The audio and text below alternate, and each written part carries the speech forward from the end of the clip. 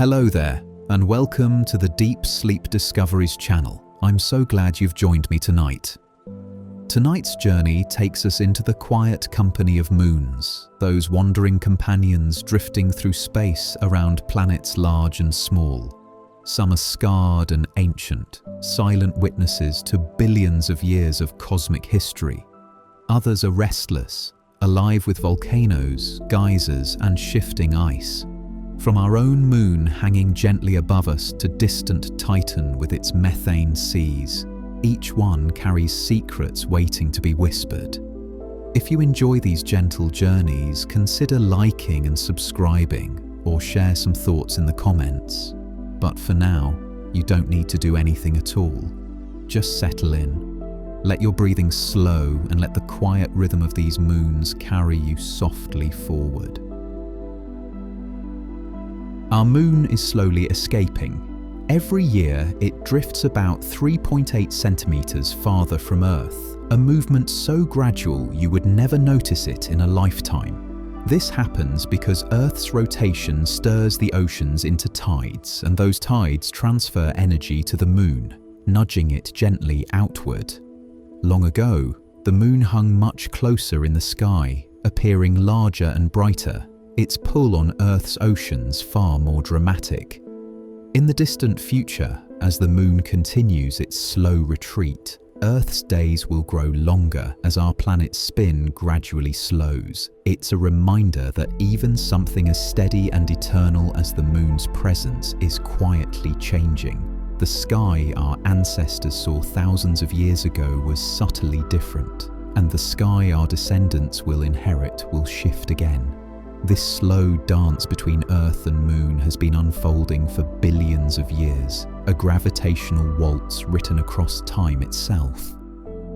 Billions of years ago, the Moon was not the cold, silent world we see today. Its surface glowed red-hot, covered in oceans of molten rock that stretched across entire hemispheres. These magma oceans formed shortly after the Moon's violent birth, when the heat from its formation kept the outer layers liquid for millions of years. As the Moon slowly cooled, lighter minerals floated to the surface while heavier ones sank, creating the layered structure we detect today. Eventually, the molten seas solidified into the crust we now observe, preserving that ancient thermal history in the rocks Apollo astronauts brought home. The dark patches we see with our naked eyes, the Lunar Maria, are remnants of a later chapter when volcanic eruptions filled giant impact basins with lava. But those first oceans were different, a primordial furnace that shaped the Moon's very bones. To imagine the Moon glowing like an ember in the early solar system is to glimpse a time of fire and transformation, when worlds were still settling into their final forms. Though the Moon seems perfectly still, it occasionally trembles. Seismometers left behind by Apollo astronauts revealed that moonquakes occur regularly, triggered by several forces. Some are caused by the tidal stresses of Earth's gravity, pulling and flexing the Moon's interior. Others happen when the cold lunar crust suddenly warms with sunlight, cracking under the temperature shift. Deep moonquakes originate far below the surface, their causes still not fully understood. What makes these quakes remarkable is their duration. Unlike earthquakes, which typically last seconds, moonquakes can continue for 10 minutes or longer. This happens because the Moon's crust is dry, rigid, and fractured, allowing seismic waves to echo and reverberate without the dampening effect of water or softer rock layers. The Moon rings like a bell when struck, its vibrations traveling vast distances through its interior. For scientists, these long-lasting tremors became tools to probe the Moon's internal structure, revealing layers and boundaries hidden beneath the surface.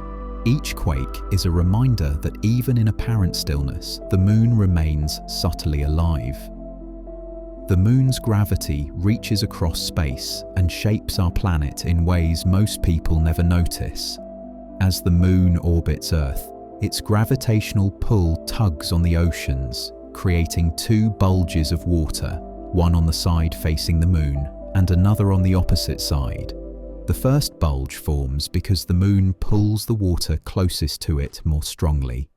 The second, counterintuitively, occurs because the moon pulls Earth's solid body more than it pulls the far side water, leaving that water slightly behind. As Earth rotates beneath these bulges, different coastlines experience high and low tides twice each day. But it's not just the oceans that respond. The moon's gravity also stretches Earth's crust itself, raising and lowering solid rock by several centimeters, a phenomenon called Earth tides. We don't feel it, but our planet flexes rhythmically under the moon's invisible hand. This tidal interaction gradually transfers energy from Earth's rotation to the moon's orbit, which is why the moon slowly drifts away and why our days imperceptibly lengthen. The leading theory of the moon's origin reads like a cosmic catastrophe. About 4.5 billion years ago, when Earth was still young and molten, a Mars-sized protoplanet nicknamed Theia slammed into it at tremendous speed. The impact was so violent it vaporized massive amounts of rock and sent molten debris spiraling into orbit around Earth. Over time, this cloud of superheated material gradually coalesced under its own gravity, cooling and clumping together to form the moon. Evidence for this giant impact hypothesis comes from several sources. Earth and the moon share strikingly similar compositions, as if born from the same material. The moon's relatively small iron core suggests it formed mostly from the mantles of both Earth and Theia. Computer simulations show that such a collision could indeed produce a satellite with the moon's mass and orbit. The impact may have also tilted Earth's axis and set the stage for our seasons. What we see glowing peacefully above us each night is actually the product of unimaginable violence, a scar from Earth's turbulent youth transformed into our most faithful companion. Today, the moon has no global magnetic field to speak of, but this wasn't always true. Billions of years ago, the moon generated its own magnetic field, likely through a dynamo process in its molten metallic core. Rocks brought back by Apollo missions preserve the magnetic signature from that ancient era, proving the moon once had a field strong enough to be recorded in cooling lava. Scientists estimate this lunar dynamo operated for hundreds of millions of years, possibly even a billion years, before gradually fading away. The exact mechanism that powered it remains debated. Some researchers suggest the moon's molten core was stirred by the gravitational pull of Earth, while others propose it was driven by the crystallization of the core as it slowly cooled. Eventually, as the moon's interior solidified and cooled further, the dynamo shut down, leaving the moon magnetically silent. Today, only localized patches of magnetized rock remain, scattered across the surface like fossils of a time when the moon had its own invisible shield. This lost magnetism connects the moon to Earth in yet another way, showing that both once shared this planetary characteristic. The moon experiences some of the most extreme temperature swings in the solar system. Without an atmosphere to trap heat or distribute warmth, the lunar surface bakes under direct sunlight and plunges into bitter cold in shadow. During the lunar day, which lasts about 2 Earth weeks, temperatures in sunlit areas can reach 127 degrees Celsius, hot enough to boil water. When the long lunar night arrives, those same areas drop to around minus 173 degrees Celsius, colder than anywhere naturally occurring on Earth. These wild fluctuations happen because there's no air to insulate the surface or carry heat from one region to another. Rocks heat and cool directly through radiation alone. In permanently shadowed craters near the poles, temperatures remain even colder, sometimes dropping below -230 degrees Celsius, making them among the coldest places in the entire solar system. For astronauts and future explorers, these temperature extremes pose serious challenges. Spacesuits and equipment must withstand these shifts, and any permanent lunar base would need sophisticated thermal management. The Moon's surface is a study in contrasts, where day and night bring not just darkness and light, but fire and ice. For decades, scientists believed the Moon was bone dry, a desiccated rock with no water whatsoever. That understanding changed dramatically in recent years with the discovery of water ice hiding in permanently shadowed craters near the lunar poles. These craters lie in darkness so complete that sunlight has never touched their floors for billions of years.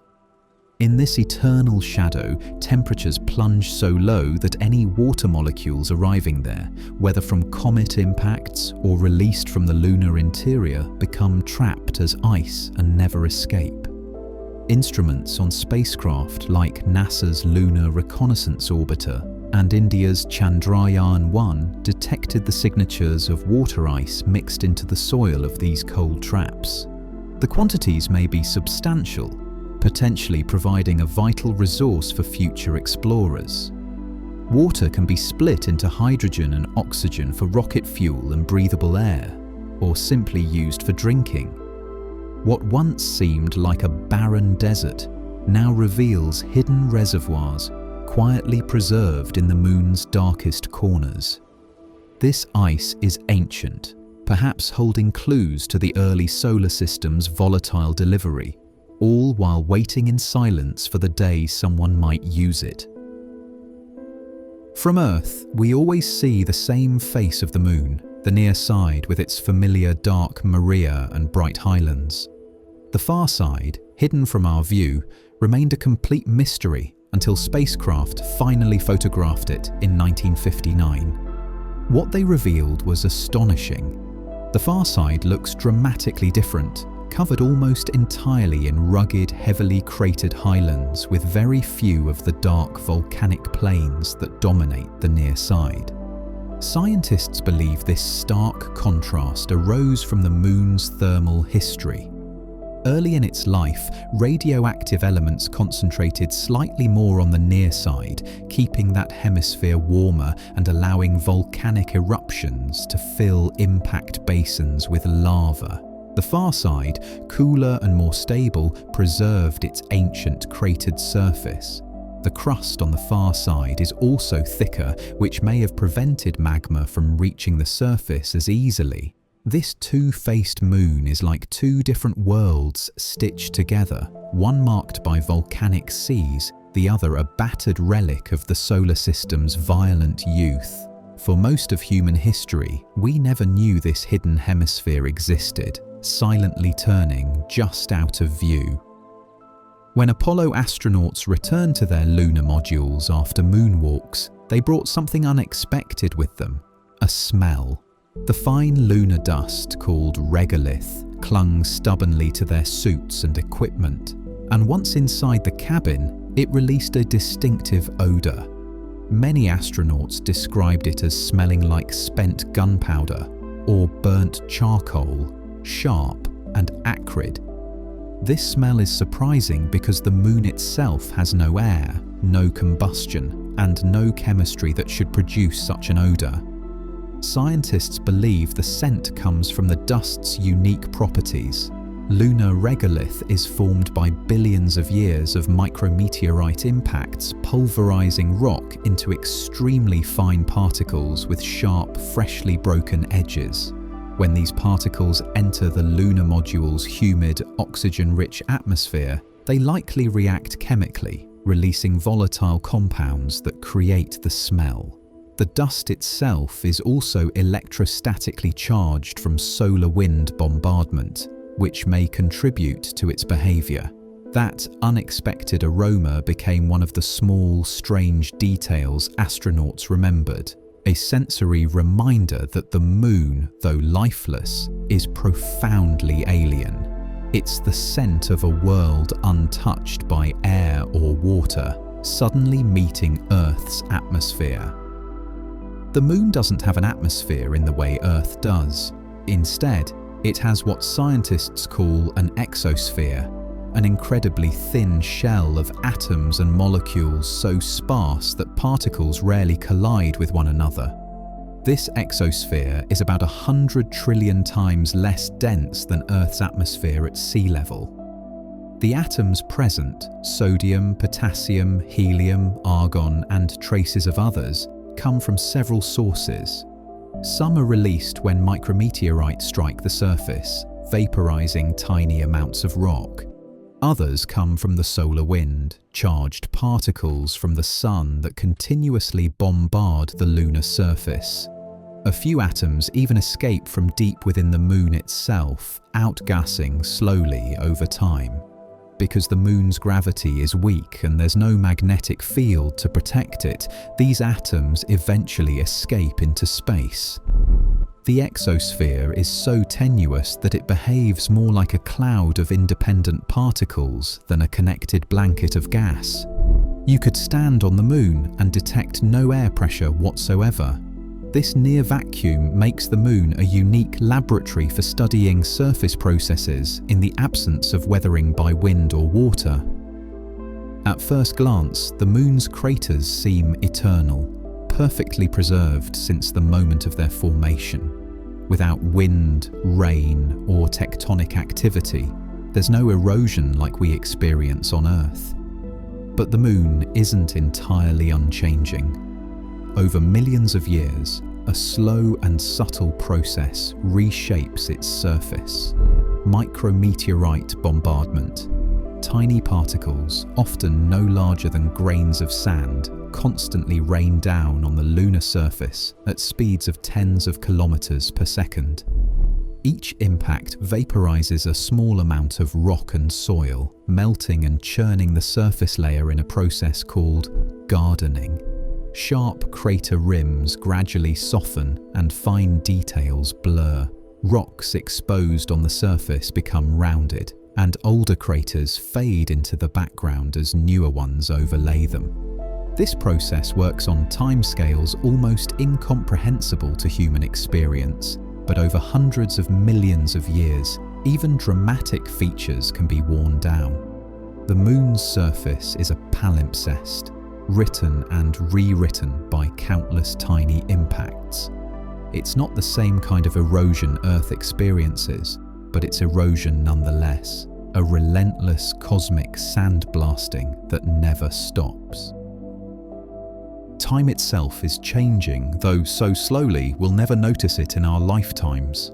The moon's gravitational pull on Earth's oceans creates tides, and those tides create friction as water sloshes around the planet. This friction acts like a brake on Earth's rotation, gradually slowing it down. As Earth's spin decelerates, energy is transferred to the moon, pushing it farther away and lengthening our days. Currently, each day grows longer by about 1.7 milliseconds every century, a change so small it requires atomic clocks to detect. But over geological time, this adds up dramatically. Billions of years ago, Earth may have spun so quickly that a day lasted only 5 or 6 hours. Fossils of ancient corals, which grow daily layers like tree rings, preserve evidence of shorter days in Earth's past. In the far future, if this process continues undisturbed, Earth's rotation will slow until a day equals a month, with Earth and Moon locked face to face. The Moon, simply by orbiting, is stretching time itself, reshaping the rhythm of our world in its patient, inexorable way. Earth's axis is tilted at about 23.5 degrees relative to its orbit around the Sun, and this tilt gives us our seasons. Without the Moon, that tilt would be unstable, wobbling chaotically over millions of years.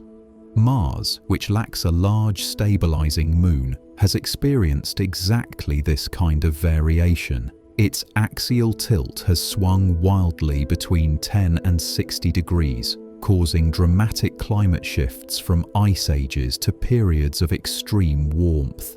Earth's moon, however, acts like a cosmic gyroscope. Its gravitational pull on Earth's equatorial bulge dampens large variations, keeping our tilt relatively steady over geological timescales. This stability may have been crucial for the development and persistence of life. Predictable seasons allowed ecosystems to adapt and evolve without facing sudden planetary upheavals that could wipe out complex organisms. The climate remained relatively stable, giving life time to flourish and diversify. When we look at the moon, we're seeing more than a beautiful nightlight. We're seeing a guardian that has quietly shaped Earth into a stable, life-friendly home, steadying our planet's balance in the vastness of space. The Moon's South Pole Aitken Basin is one of the largest impact craters in the entire solar system. Stretching roughly 2,500 kilometers across and plunging more than 8 kilometers deep, it dominates the Moon's far side. This enormous scar formed billions of years ago when a massive object, perhaps an asteroid tens of kilometers wide, slammed into the lunar surface with catastrophic force. The impact excavated material from deep within the Moon's crust and possibly even exposed parts of the upper mantle. Scientists are intensely interested in this basin because studying it offers a rare glimpse into the Moon's interior structure and composition. Recent missions have detected unusual concentrations of metals beneath the basin, possibly remnants of the impactor itself or upwelled mantle material. The South Pole Aitken Basin is so large that if you stood at its center, the rim would lie beyond the horizon in every direction. Despite its size, it went unnoticed until spacecraft could photograph the far side, hidden from Earth's view. This colossal feature reminds us of the Moon's violent past, shaped by collisions of unimaginable power. Among the most enduring legacies of the Apollo missions are small, unassuming instruments called retroreflectors. These arrays of special mirrors were placed on the Moon's surface by Apollo 11, 14 and 15 astronauts, along with 2 Soviet rovers. Their purpose is elegant. They reflect laser beams sent from Earth directly back to their source. By measuring the time it takes for light to travel to the Moon and back, scientists can calculate the distance between Earth and the Moon with extraordinary precision, accurate to within a few millimeters. More than 50 years later, these retroreflectors still work perfectly. Observatories around the world regularly bounce laser pulses off them, confirming that the Moon is drifting away at 3.8 centimeters per year and testing predictions of Einstein's theory of general relativity. The retroreflectors require no power, no maintenance, and no moving parts. They simply sit there, silent and patient, doing their job decade after decade. In a sense, they're the quietest ongoing experiment in science, linking Earth and Moon with beams of light, proving that humanity once walked there and left behind tools that still speak across the void. Between July 1969 and December 1972, 12 human beings stepped onto the surface of another world.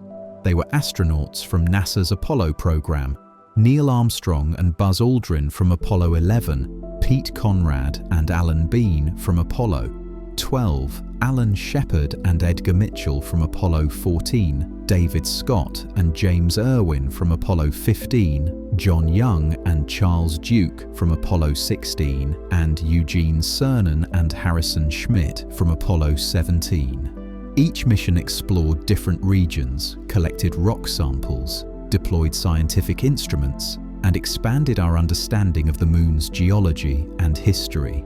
They experienced the Moon's stark beauty firsthand, The bone-white landscape, the black sky even at midday, the delicate way dust moved in the low gravity.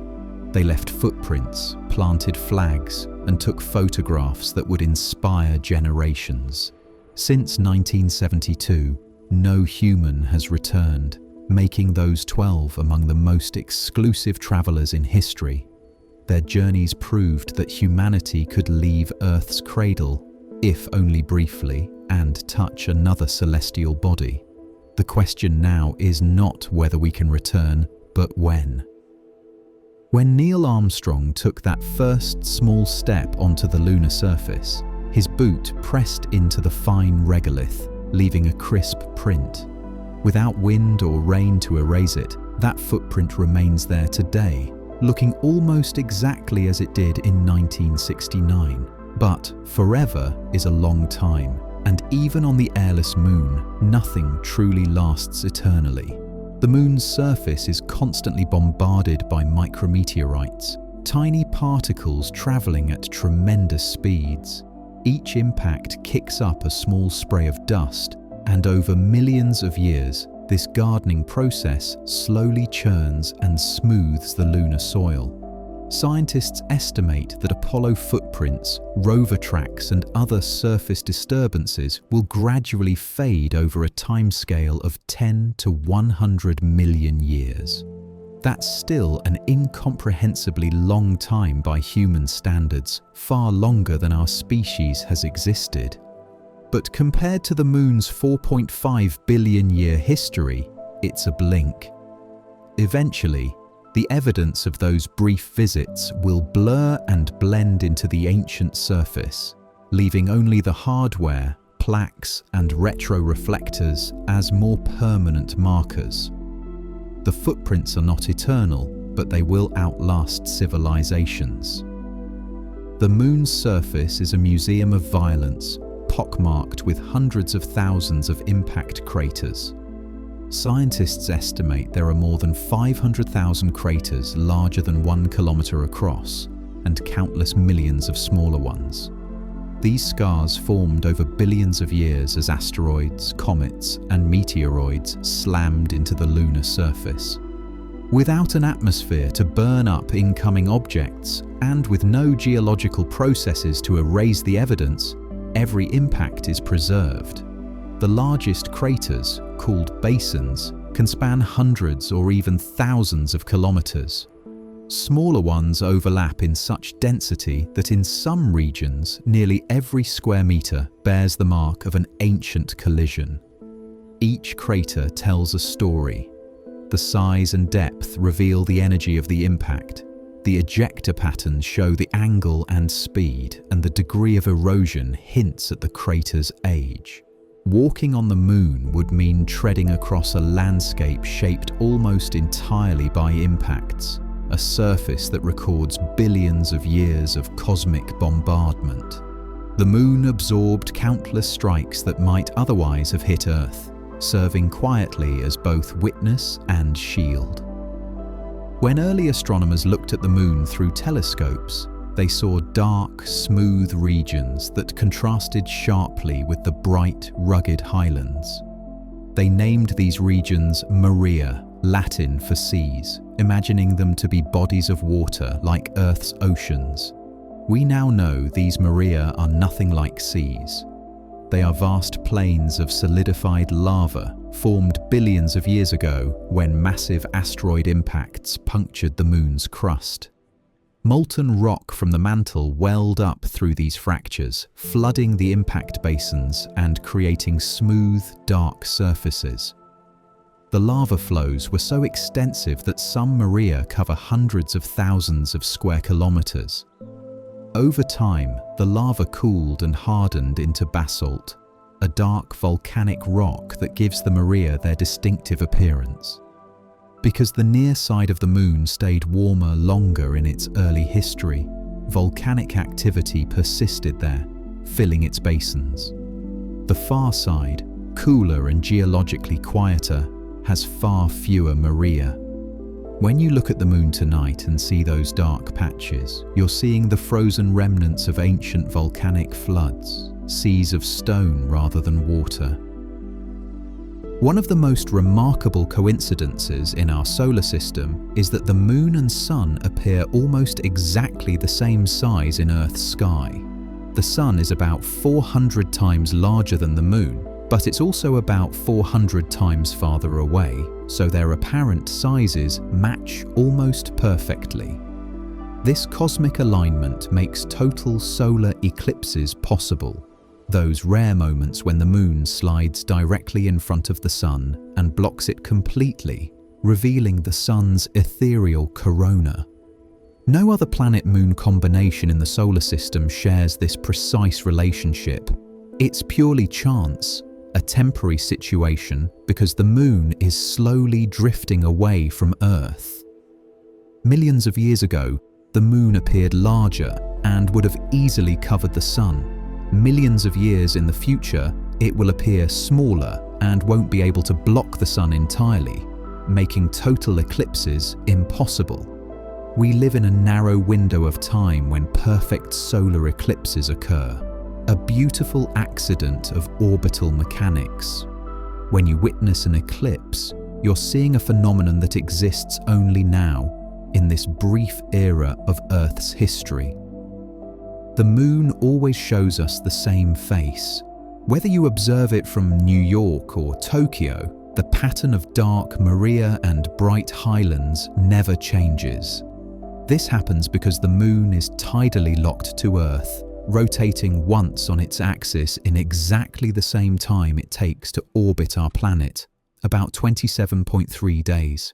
This synchronous rotation is no accident. Over billions of years, Earth's gravity created tidal bulges in the Moon's rocky body, and the friction from those bulges gradually slowed the Moon's rotation until it matched its orbital period. This state is remarkably stable, a gravitational embrace that locks the two bodies together. While we always see the near side, the far side remains perpetually hidden, turned away from Earth. This doesn't mean the far side is always dark. It receives just as much sunlight as the near side over the course of a lunar month. But from Earth's perspective, it might as well not exist. Tidal locking is common throughout the solar system, showing how gravity shapes not just orbits, but the very spins of worlds, binding them in rhythms that last for eons. While American astronauts collected moon rocks by hand, the Soviet Union pursued a different approach: robotic sample return missions. In September 1970, Luna 16 successfully landed on the Moon, drilled into the surface, collected 101 grams of lunar soil, and automatically returned the sample to Earth. It was the first time any spacecraft had retrieved material from another celestial body without human hands. Luna 20 and Luna 24 followed in 1972 and 1976, bringing back additional samples from different regions. These missions demonstrated that robotic exploration could achieve scientifically valuable results at a fraction of the cost and risk of crewed missions. The samples, though smaller than Apollo's haul, provided important data about the Moon's composition and history, especially from regions astronauts never visited. The lunar program showed that there are multiple paths to exploring space and that robots could be partners in the quest for knowledge. Decades later, China's Chang'e missions have continued this legacy, proving that sample return remains a powerful tool for understanding the Moon, whether humans are aboard or not. Hidden within the Moon's dusty regolith are countless tiny spheres of glass, some no larger than the width of a human hair. These beads formed during volcanic eruptions billions of years ago, when molten droplets of lava were flung into the vacuum, cooled rapidly, and fell back to the surface as perfect little spheres. Recently, scientists analyzing lunar samples discovered something remarkable. Many of these glass beads contain water molecules trapped inside. The water likely came from the Moon's volcanic outgassing or was delivered by impacting comets. Once locked within the glass, the water remained preserved for eons, protected from the harsh environment. This discovery changed our understanding of the Moon's water inventory. Instead of being limited to ice in shadowed craters, water may be distributed across the lunar surface, stored in these microscopic containers scattered through the soil. For future explorers, this could be invaluable. Heating the soil could release the water, providing a widespread resource for drinking, life support, or fuel production. What seemed like a barren desert now reveals hidden reserves waiting quietly in grains of ancient volcanic glass. Lunar dust is nothing like beach sand or garden soil. Formed by billions of years of meteorite impacts shattering rock, lunar regolith consists of jagged, glassy particles with edges as sharp as broken glass. Without wind or water to smooth them, these particles remain razor-edged indefinitely. Apollo astronauts quickly learned that lunar dust was a serious problem. It clung to everything through electrostatic charge, adhered stubbornly to spacesuits and equipment, and proved incredibly abrasive. The dust wore through layers of spacesuit fabric, scratched helmet visors, and clogged mechanical seals. Some astronauts reported that the dust worked its way through multiple layers of material, and there were concerns that longer missions might see suits fail entirely. The dust is also a health hazard. Inhaling it could damage lungs, much like breathing finely ground glass or asbestos. For future lunar missions, dealing with regolith will be one of the most significant engineering challenges. This fine, sharp powder is everywhere on the Moon, an inescapable part of the environment that must be managed carefully to ensure astronaut safety and equipment longevity. Jupiter reigns as the solar system's moon king, with 95 confirmed satellites orbiting the gas giant as of 2024. This count continues to grow as astronomers discover smaller and more distant moons using increasingly powerful telescopes and sophisticated detection methods. The four largest, Io, Europa, Ganymede, and Callisto, are the famous Galilean moons, massive worlds visible even through modest telescopes. But beyond these giants lies a swarm of smaller satellites, many only a few kilometers across, orbiting in irregular, tilted, or even backward paths. These tiny moons are thought to be captured asteroids or fragments from ancient collisions, pulled into Jupiter's gravitational sphere and held there ever since. Some moons are grouped into families that share similar orbits, suggesting they may be pieces of a single larger body that shattered long ago. With each new survey of Jupiter's surroundings, astronomers expect to find even more of these miniature moons, pushing the count higher. Jupiter's gravitational dominance has made it a collector of cosmic debris, building a miniature solar system all its own, a vast family of companions circling the giant planet. Io, Jupiter's innermost large moon, is a world of fire unlike anywhere else we know. Its surface is constantly reshaped by hundreds of active volcanoes, making it the most volcanically active body in the entire solar system. Io erupts not because of internal radioactive heat like Earth, but because of tidal forces. Jupiter's immense gravity, combined with gravitational tugs from Europa and Ganymede, constantly flexes Io's interior, generating friction that melts rock. This tidal heating keeps Io's mantle molten and drives eruptions so powerful they dwarf anything on Earth. Lava flows stretch for hundreds of kilometers, and plumes of sulfur and sulfur dioxide gas shoot hundreds of kilometers above the surface. The constant volcanic activity continuously resurfaces Io, erasing impact craters almost as soon as they form. As a result, Io has the youngest surface of any moon in the solar system, a landscape reborn again and again in fire. From space, Io appears mottled with yellows, reds, oranges and blacks, colours created by sulfur compounds deposited by volcanic eruptions. Standing on Io would be impossible. The radiation is lethal and the ground seethes beneath your feet. The scale of Io's volcanic eruptions defies earthly comparison. Some of its volcanoes launch fountains of molten material up to 300 kilometers above the surface, heights that would reach from Earth's surface nearly to the International Space Station's orbit. These eruptions occur because Io's low gravity, about 1/6 of Earth's, allows material to travel much farther before falling back. Additionally, the lack of atmosphere means nothing slows the ascending lava or ash. They follow perfect ballistic arcs determined only by gravity. One of Io's most famous volcanoes, Pele, produces a massive plume that spreads fallout across an area larger than Texas.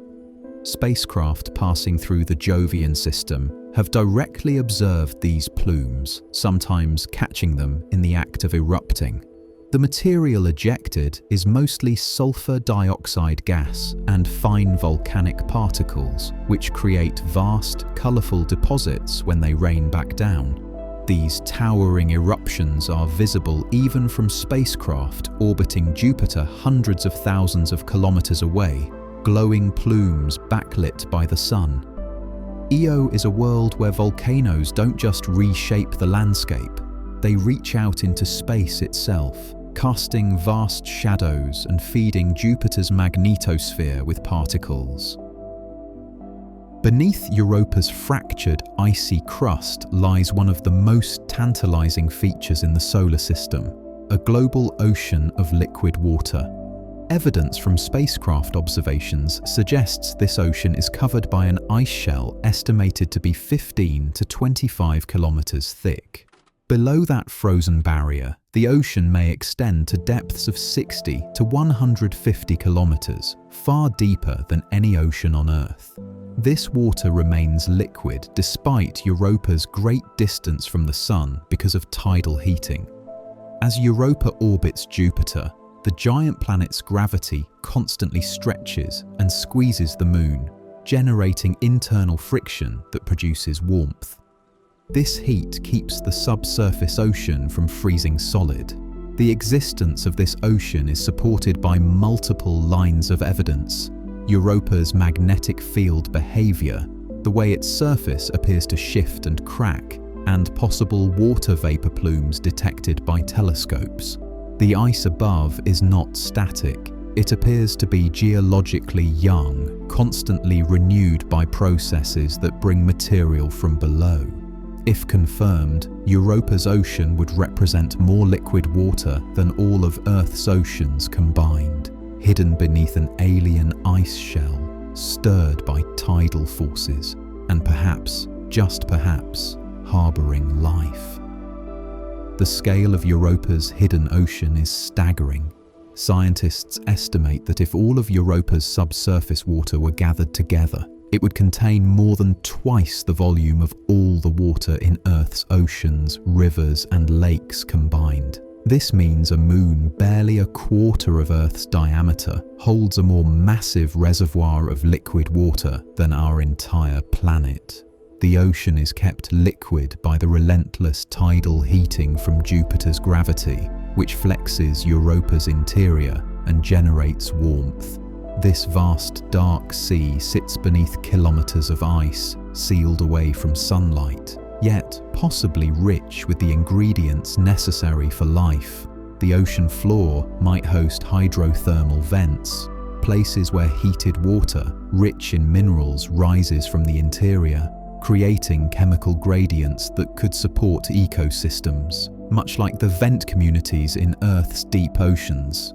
Europa's ocean represents one of the most promising environments in the solar system for finding extraterrestrial life, not on the surface, but deep below the ice, where liquid water has persisted for billions of years. The idea that a tiny moon could hide an ocean larger than all of Earth's is humbling and exhilarating. Ganymede holds the title of the solar system's largest moon, measuring 5,268 kilometers in diameter. To put that in perspective, Ganymede is larger than the planet Mercury and would easily qualify as a planet itself if it orbited the Sun directly rather than Jupiter. Despite its size, Ganymede is less dense than rocky planets because it's composed of roughly equal parts rock and water ice. Its surface is a patchwork of two distinct types of terrain: dark, heavily cratered regions that are billions of years old, and lighter, grooved areas crisscrossed by ridges and valleys. These grooved terrains suggest that Ganymede experienced significant geological activity in its past, possibly driven by tidal heating or internal differentiation. Beneath its icy crust, Ganymede is thought to have a subsurface ocean, adding it to the growing list of potentially habitable ocean worlds. Its size and complexity make Ganymede a world of contrasts, large enough to have undergone planetary scale processes, yet still classified as a moon. When we look at Ganymede, we're reminded that the boundaries between moons and planets are sometimes arbitrary, and that size doesn't always determine classification in our cosmic neighborhood. Among all the moons in the solar system, Ganymede stands alone in one remarkable way. It generates its own magnetic field. This discovery was made by NASA's Galileo spacecraft and remains unique even among planet-sized bodies. Even Mercury, though it has a magnetic field, is less magnetically active. Ganymede's magnetic field is likely generated by a dynamo process within its core, suggesting it has a molten, metallic interior that circulates and creates electric currents. This internal dynamo produces a magnetosphere, a protective bubble of magnetic influence surrounding the Moon. Within Jupiter's massive magnetosphere, Ganymede's own mini-magnetosphere carves out a small region of space, creating a complex interaction between the two magnetic fields. This interaction generates auroras at Ganymede's poles, shimmering curtains of light caused by charged particles funneling along magnetic field lines. The presence of this magnetic field tells us that Ganymede is geologically active in ways we're still working to understand. Its molten core and magnetic shield make it one of the most planet-like moons, blurring the line between satellite and independent world, a distinction that grows hazier the more we learn. When we think of moons, we often imagine small rocky companions dwarfed by their parent planets. Ganymede defies this expectation entirely. At 5,268 kilometers in diameter, it is not only the largest moon in the solar system, but also larger than Mercury, which measures just 4,880 kilometers across. If Ganymede orbited the Sun instead of Jupiter, astronomers would almost certainly classify it as a planet. It has a differentiated interior, with a metallic core, rocky mantle, and ice shell, much like the internal structure of terrestrial planets. It generates its own magnetic field, another planetary characteristic. Yet Ganymede remains a moon, forever bound to Jupiter's gravitational pull, circling the gas giant rather than the Sun. This peculiarity highlights how classifications in astronomy can be somewhat arbitrary, based as much on orbital relationships as on physical properties. Ganymede challenges our definitions, reminding us that moons can be as complex, geologically active, and planet-like as the worlds they orbit. Its size and characteristics make it one of the most fascinating objects in the solar system, a giant among moons, larger than some planets, yet still a companion to an even greater giant. Callisto's surface is a testament to billions of years of cosmic bombardment. Its ancient, battered face is covered with impact craters layered upon craters, making it one of the most heavily cratered objects we've ever observed. Unlike the other Galilean moons, which show signs of geological activity that has resurfaced or modified their landscapes, Callisto appears geologically dead. Its surface has remained largely unchanged for over 4 billion years, preserving a record of impacts from the solar system's violent youth. Some of Callisto's craters are enormous, with the largest, Valhalla, stretching 3,800 kilometers across when you include its concentric rings. This multi-ring structure formed when a massive impactor struck Callisto's icy crust, creating ripples that froze in place like rings in a pond.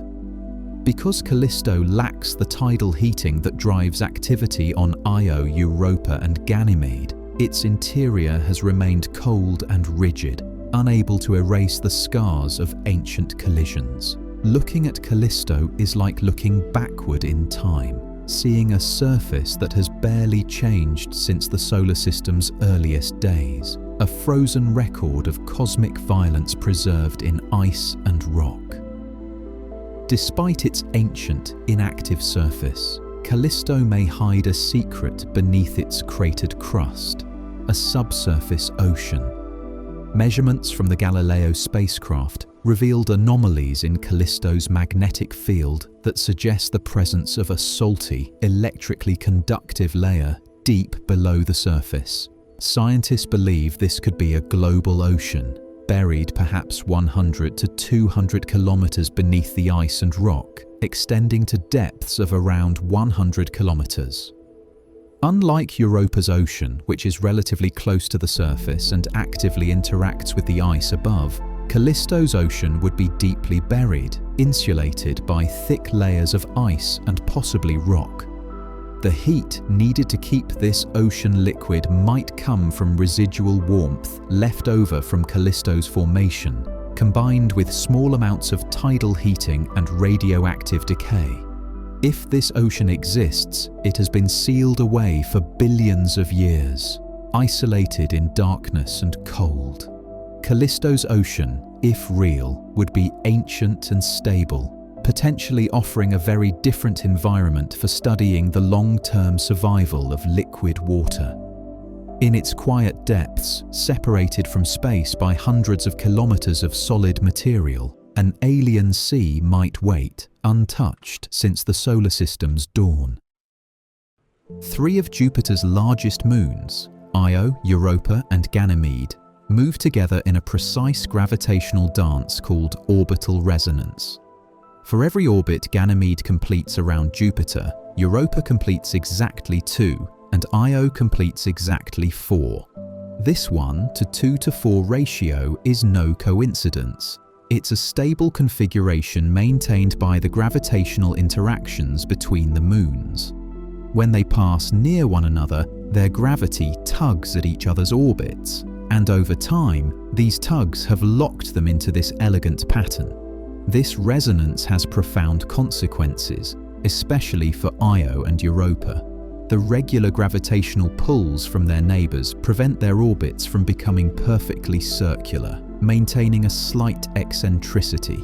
As each moon travels closer to and then farther from Jupiter during each orbit, Jupiter's gravity flexes their interiors, generating tidal heating.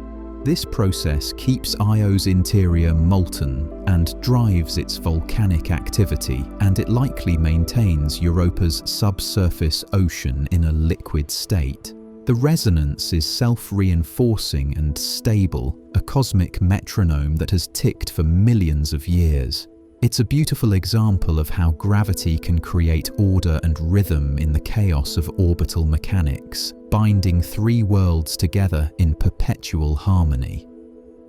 Io's volcanic fury comes at a cost. The moon constantly loses mass as its eruptions blast material into space. Scientists estimate that Io sheds about 1 ton of volcanic gases and particles every second, primarily sulfur dioxide along with sulfur, sodium, and other compounds. This material doesn't fall back entirely. Some escapes Io's weak gravity and spreads throughout Jupiter's magnetosphere, forming a vast torus of plasma that encircles the planet along Io's orbital path. This Io plasma torus is one of the largest structures in the solar system, a glowing donut of ionized particles fed continuously by Io's eruptions. The lost material also contributes to Jupiter's powerful auroras and affects the magnetic environment throughout the Jovian system. Over millions of years, this mass loss is significant, though it would take billions of years for Io to lose a substantial fraction of its total mass at this rate. Still, the steady stream of particles shows how dynamic and interconnected the Jovian system is.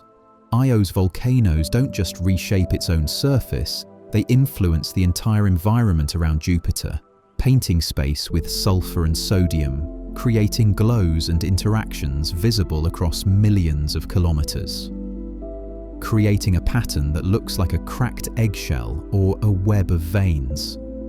These linear features stretch for hundreds or even thousands of kilometers across the surface, crisscrossing in complex patterns. Scientists believe lineae form when the ice crust cracks due to tidal flexing from Jupiter's gravity, and warmer, softer ice or even liquid water from below rises to fill the gaps. The reddish-brown color is thought to come from salts, sulfur compounds, or organic molecules carried up from the subsurface ocean and then altered by radiation on the surface. Some lineae appear as ridges, others as bands where the ice has separated and new material has frozen in between. The patterns suggest that Europa's ice shell is geologically active, constantly breaking and healing, driven by the ocean's movement below and Jupiter's relentless tidal pull. Studying these features helps scientists understand the thickness of the ice and the dynamics of the ocean beneath. Each crack and streak is a window into Europa's hidden depths, offering clues about what might lie beneath that alien ice, waiting in the dark. Amalthea, one of Jupiter's small inner moons, is a strange potato-shaped body only about 250 kilometers at its longest dimension. Despite its modest size, Amalthea boasts mountains that tower up to 20 kilometers high, comparable to the tallest peaks on Mars and far exceeding anything on Earth. These mountains likely formed from the Moon's irregular shape and the stresses of orbiting so close to Jupiter. Amalthea's low density suggests it may be a loosely packed rubble pile held together by gravity rather than a solid rock, which makes the presence of such dramatic topography even more intriguing. The Moon's surface is heavily cratered and appears reddish, possibly coated with sulfur from Io's volcanic eruptions that has been swept up as Amalthea orbits through Jupiter's magnetosphere. Amalthea also plays a role in Jupiter's faint ring system, contributing dust particles knocked off its surface by micrometeorite impacts. This tiny, irregularly shaped moon, with its towering mountains and reddish hue, is a reminder that even the smallest bodies in the solar system can possess landscapes as dramatic as those on much larger worlds, compressed into miniature but no less striking. In January 1610, Galileo Galilei turned his newly improved telescope toward Jupiter and made a discovery that would change humanity's understanding of the cosmos. He observed 4 points of light moving near the planet, shifting positions night after night. At first, he thought they might be stars, but their motion clearly showed they were orbiting Jupiter. These were moons: Io, Europa, Ganymede, and Callisto, the first celestial bodies ever confirmed to orbit something other than Earth. This discovery shattered the ancient belief that all heavenly bodies revolved around our planet, providing crucial evidence for the Copernican model of a sun-centered solar system. Galileo's observations proved that Earth was not the center of all motion, that other worlds could have their own satellites, and that the universe was far more complex than previously imagined. The 4 Galilean moons became the first new worlds humanity discovered beyond those visible to the naked eye. They remain among the most scientifically important bodies in the solar system, each a unique world in its own right. Galileo's simple observations with a primitive telescope opened a door that has never closed, inviting us to explore ever deeper into the cosmos. Saturn rivals Jupiter as a collector of moons, with 146 confirmed satellites as of 2024, and the count continues to climb. Like Jupiter's swarm, Saturn's moons range from enormous worlds like Titan to tiny, irregular bodies barely a kilometre across. Many of these smaller moons are likely captured objects, asteroids or comets pulled into orbit by Saturn's powerful gravity. Others are fragments from ancient collisions, pieces of larger moons that shattered long ago. Some of Saturn's moons orbit close to the planet, embedded within or near its magnificent ring system, while others follow distant, eccentric paths far from Saturn's influence. Astronomers discover new Saturnian moons regularly as telescope technology improves and surveys become more sensitive. Each new moon adds to our understanding of how Saturn's system formed and evolved. The sheer number of satellites shows how gravitationally dominant the giant planets are, able to capture and hold dozens upon dozens of companions. Saturn's family of moons is a miniature solar system in itself, a diverse collection of worlds bound together in orbit around the ringed giant, each with its own story and characteristics waiting to be explored. Titan, Saturn's largest moon, is the second largest satellite in the entire solar system, measuring 5,150 kilometers in diameter. Only Ganymede is larger. But what truly sets Titan apart isn't just its size, it's the fact that Titan is the only moon with a substantial atmosphere. This thick, nitrogen-rich envelope surrounds the moon, creating weather patterns, clouds, and even rain. Titan's atmosphere is denser than Earth's, pressing down with 1.5 times the pressure at sea level. The surface is hidden beneath an orange haze of organic molecules created when sunlight breaks apart methane and nitrogen in the upper atmosphere. These molecules drift down and coat the surface, giving Titan its distinctive colour. Beneath that haze lies a landscape of lakes, rivers, dunes, and mountains, all shaped by processes eerily similar to Earth's, but using liquid methane and ethane instead of water. Titan is the most Earth-like world we've found, not in temperature or composition, but in the complexity of its surface processes. It has weather, erosion, seasons, and a dynamic landscape. Titan shows us that familiar planetary processes can operate with entirely different materials, creating alien yet strangely recognizable worlds. Standing on Titan's surface, you would experience atmospheric pressure 1.5 times greater than Earth's at sea level. Titan's atmosphere is extraordinarily thick for a moon, composed of about 95% nitrogen, with small amounts of methane and traces of other hydrocarbons. This dense atmosphere is possible because Titan is cold enough that gas molecules move slowly and are less likely to escape into space, and because Saturn's gravity, though weaker than Jupiter's, still helps Titan retain its atmospheric gases. The atmosphere extends hundreds of kilometers above the surface, far higher than Earth's, creating layers of haze that completely obscure the ground when viewed from space. This thick blanket of air allows for weather phenomena, including cloud formation, precipitation, and wind. It also provides significant protection from radiation and micrometeorite impacts, which would otherwise bombard the surface directly. The atmospheric pressure means that a human could walk on Titan's surface without a pressure suit, though you would still need thermal protection and breathable air.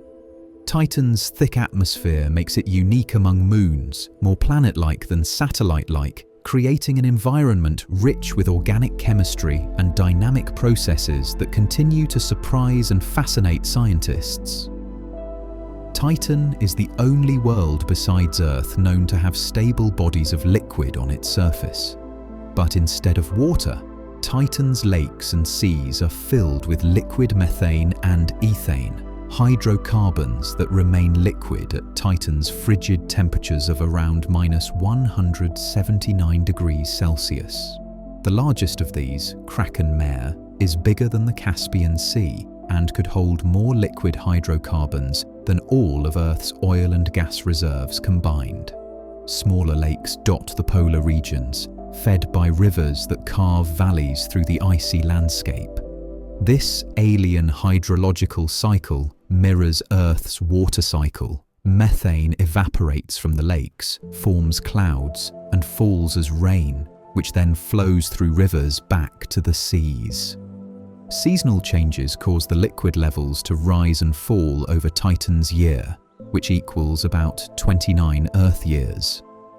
The Cassini-Huygens mission revealed these features through radar imaging, showing shorelines, river deltas, and even what might be waves on the lake surfaces. Standing on Titan's shore, you might see liquid lapping at the banks, a methane rain falling from the orange sky, and clouds drifting overhead. It would be hauntingly familiar, yet utterly alien, a world with weather and geography, but made from entirely different substances. Kraken Mare, Titan's largest body of liquid, stretches across approximately 400,000 square kilometers, making it larger than Earth's Caspian Sea and comparable in size to the Black Sea. This vast sea of liquid methane and ethane lies in Titan's north polar region, surrounded by rugged shorelines and fed by river systems that drain the surrounding terrain.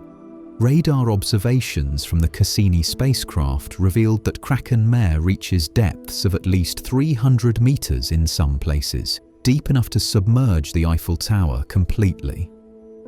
The sea appears to be well mixed, suggesting that winds and currents stir its depths, distributing dissolved materials throughout. Some scientists speculate that Kraken Mare might even host complex organic chemistry with molecules dissolving, reacting, and precipitating in ways that could parallel the prebiotic chemistry that preceded life on Earth. The existence of such a large, stable body of liquid on another world is remarkable. It offers a unique laboratory for studying how fluids shape landscapes and how chemistry unfolds in environments utterly different from Earth. Kraken Mare is not just a sea, it's a window into alien processes that might teach us about the diversity of worlds throughout the universe. At Titan's surface, temperature of -179 degrees Celsius, water ice behaves like solid rock on Earth. Titan's mountains, some rising over 3,000 meters above the surrounding plains, are composed primarily of this frozen water, as hard and unyielding as granite. These peaks tower above valleys carved by rivers of liquid methane, creating a landscape where rock is ice and rain is hydrocarbon. The mountains form through tectonic processes driven by Titan's interior, which may still retain some heat from its formation and from radioactive decay. Tectonic stresses crack and uplift the icy crust, building mountain ranges that erode under methane rainfall and flow. In this frigid world, water ice is the primary building material for solid structures, while methane and ethane act as the dynamic fluids shaping the surface. The juxtaposition is surreal. Mountains of frozen water rising from plains of solid organic material with liquid methane flowing between them. Titan's geology operates under the same physical laws as Earth's, But the inverted temperatures mean that substances we consider volatile become structural, and what we know as solid becomes the agent of change. These icy peaks remind us that planetary processes are universal, even when the materials involved are completely different. Beneath Titan's thick atmosphere, frozen crust and hydrocarbon lakes, there may lie yet another ocean, this one made of liquid water. Evidence from the Cassini mission suggests that Titan has a subsurface water ocean buried perhaps 50 to 100 kilometers below its surface. This ocean would be sandwiched between layers of ice, kept liquid by a combination of residual heat from Titan's formation, radioactive decay in its rocky core, and possibly some tidal heating from Saturn. The presence of this ocean is inferred from measurements of Titan's shape and gravity field, which show that its interior is partially fluid. If this ocean exists, it would be quite different from Europa's or Enceladus's oceans. Titan's subsurface sea would likely be salty, perhaps containing ammonia, which acts as an antifreeze, lowering the freezing point and allowing the water to remain liquid at temperatures well below 0 degrees Celsius. The existence of two entirely separate fluid systems on one world, liquid hydrocarbons on the surface and liquid water deep below, makes Titan extraordinarily complex. Each layer might host its own unique chemistry, and perhaps in the hidden water ocean, conditions suitable for life as we know it might exist. Enceladus, a small icy moon only about 500 kilometers in diameter, has become one of the most exciting worlds in the solar system thanks to an astonishing discovery. It shoots enormous plumes of water vapor and ice particles into space from fissures near its south pole. These geysers erupt continuously, launching material up to 200 kilometers above the surface, well beyond Enceladus's weak gravitational pull. The Cassini spacecraft flew directly through these plumes, analyzing their composition and finding water vapor, ice crystals, salts, and organic molecules, including some complex carbon-based compounds. The plumes originate from a subsurface ocean beneath Enceladus's icy crust, and the water is vented through long cracks called tiger stripes. The discovery of these geysers was unexpected and transformative. They provide a direct window into Enceladus's hidden ocean without the need to drill through kilometers of ice. The presence of salts and organics suggests the ocean is in contact with a rocky seafloor, where hydrothermal activity might create chemical gradients capable of supporting life. Enceladus's geysers are not just beautiful and dramatic. They are a potential pathway to discovering extraterrestrial biology, offering samples from an alien ocean delivered freely into space. The geysers erupting from Enceladus don't just dissipate into space, they have a lasting impact on Saturn's entire system. Much of the water vapor and ice particles ejected by the geysers escapes Enceladus's gravity and becomes trapped in orbit around Saturn, forming the planet's E-ring.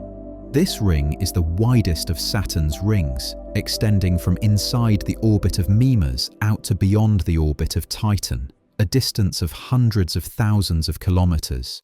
The E-ring is diffuse and tenuous, made entirely of microscopic ice particles that scatter sunlight, giving the ring a faint, ghostly appearance. At the center of this ring, right where Enceladus orbits, the particle density is highest, creating a visible concentration of material. Enceladus is essentially the source of the E-ring, continuously replenishing it with fresh ice. Without Enceladus's geysers, the E-ring would gradually dissipate as particles are lost to collisions or swept away by Saturn's gravity. This connection between a tiny moon and a vast ring system shows the interconnectedness of Saturn's environment, how even small bodies can have outsized influences, shaping the space around them in visible, lasting ways.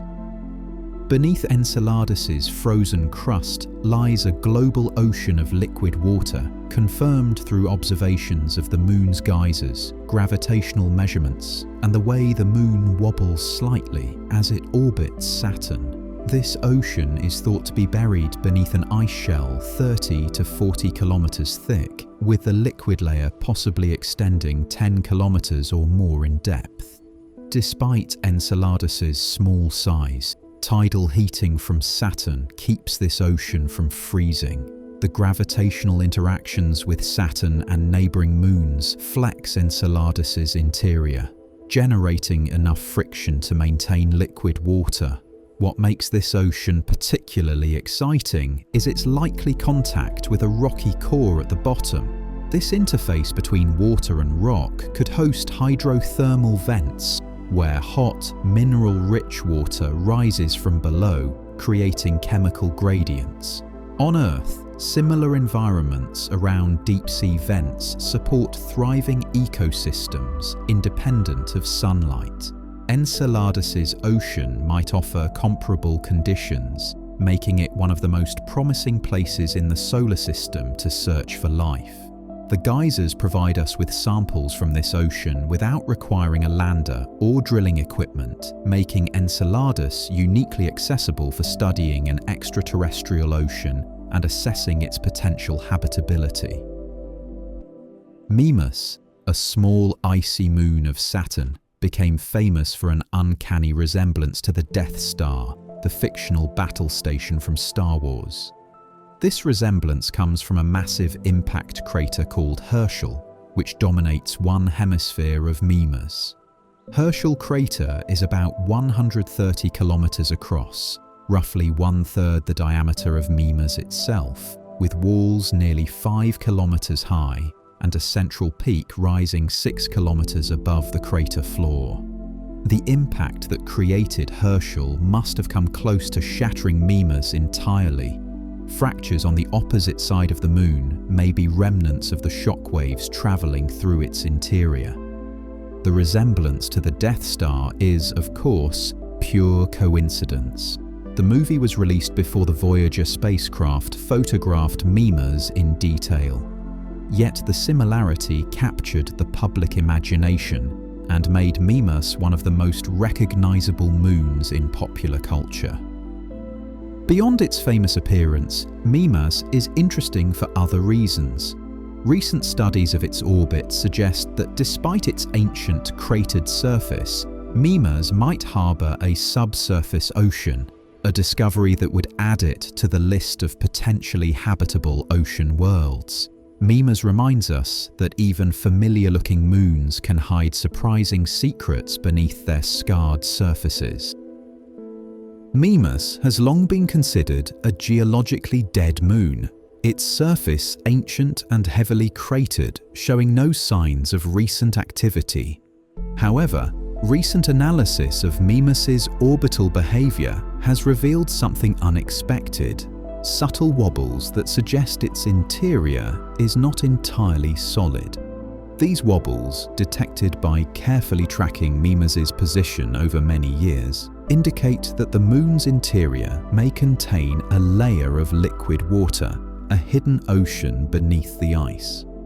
This discovery is surprising because Mimas's surface shows no evidence of geological activity, unlike Enceladus or Europa, where cracked ice and geysers hint at subsurface oceans.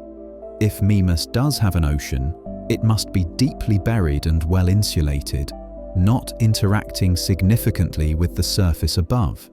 The ocean might be relatively young on geological timescales, or perhaps it has existed for a long time without producing visible surface features. The exact thickness of the ice and the depth of the ocean remain uncertain, but the implications are intriguing. Mimas could represent an early stage in the evolution of ocean worlds. or perhaps a case where an ocean exists without the dramatic surface expressions we've come to associate with such features. This hidden sea reminds us that moons can surprise us, concealing complexity beneath even the most ancient-looking exteriors. Iapetus, one of Saturn's mid-sized moons, is one of the strangest-looking objects in the solar system. Its surface is divided into two dramatically different hemispheres, one as bright as snow, reflecting most of the sunlight that hits it, and the other as dark as coal, absorbing nearly all light.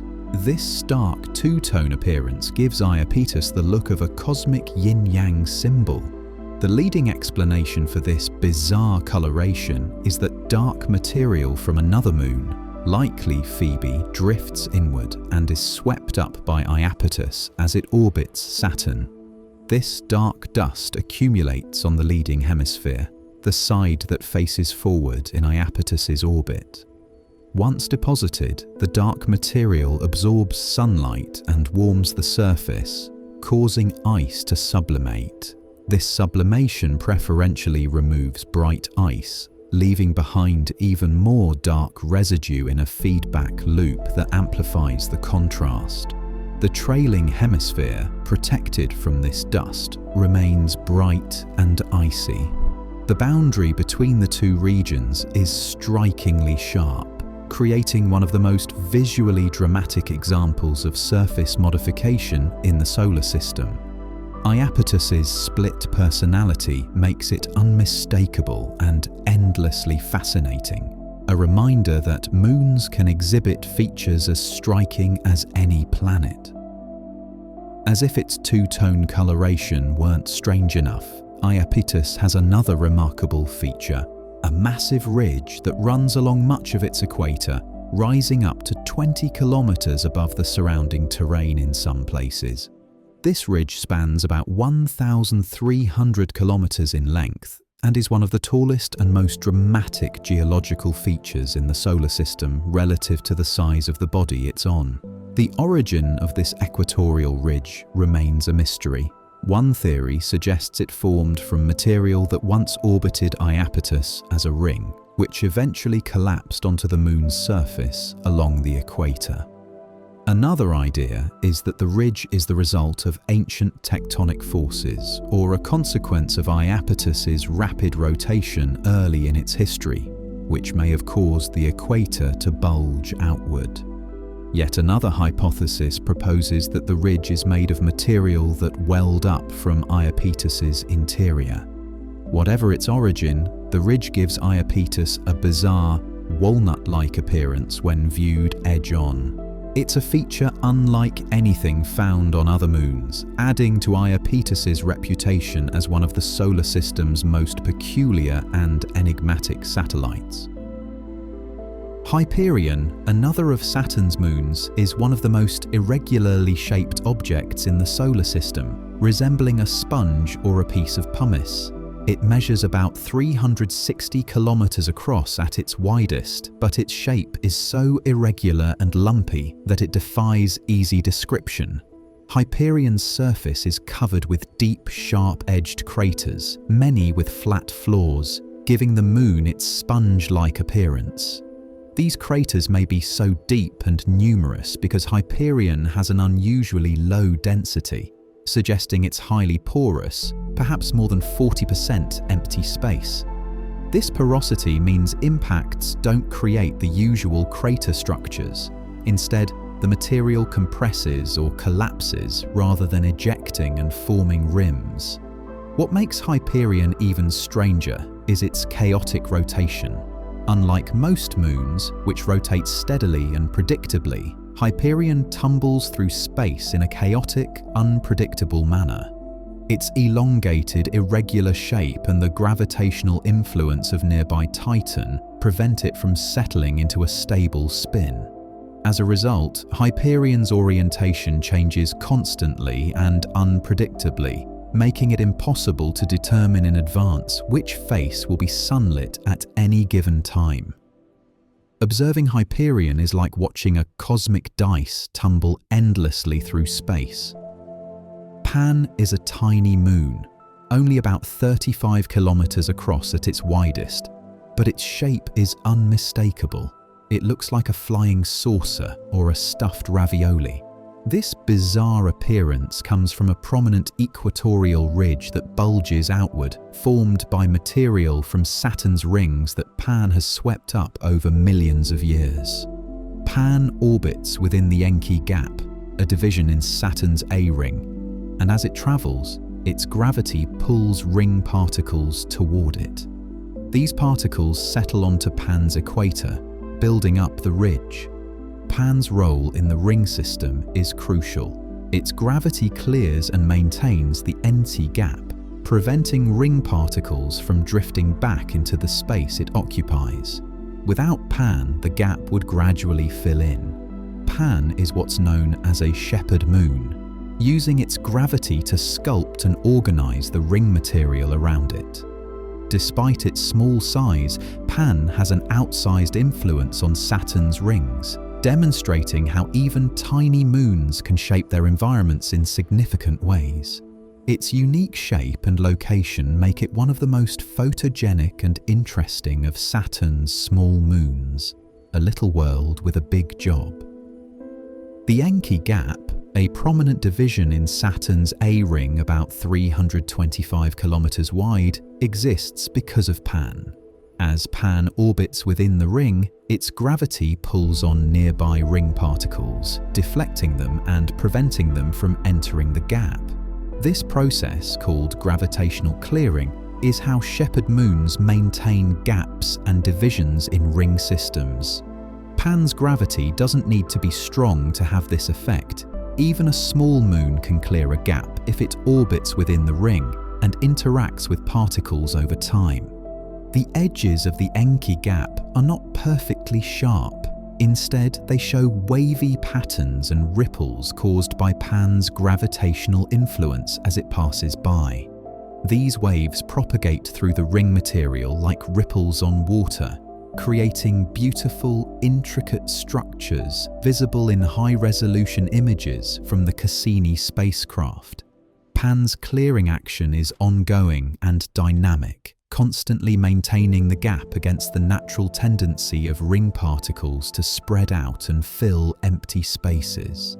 Without Pan, the Encke Gap would gradually disappear, erased by the collective motion of countless ring particles. Pan is a tiny sculptor, carving space out of Saturn's rings and keeping it clear through its relentless orbital dance.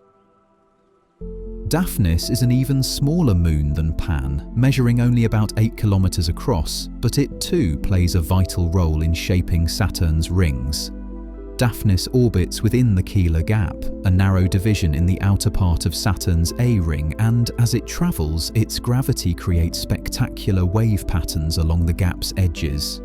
These waves are vertical perturbations in the ring material, ripples that rise up and down as Daphnis passes by. The waves are caused by Daphnis's gravitational pull tugging on ring particles at the gap's edge, lifting them slightly out of the ring plane and then allowing them to settle back down. The result is a series of beautiful, scalloped patterns that follow Daphnis's orbit, creating a wake-like structure visible in Cassini's images.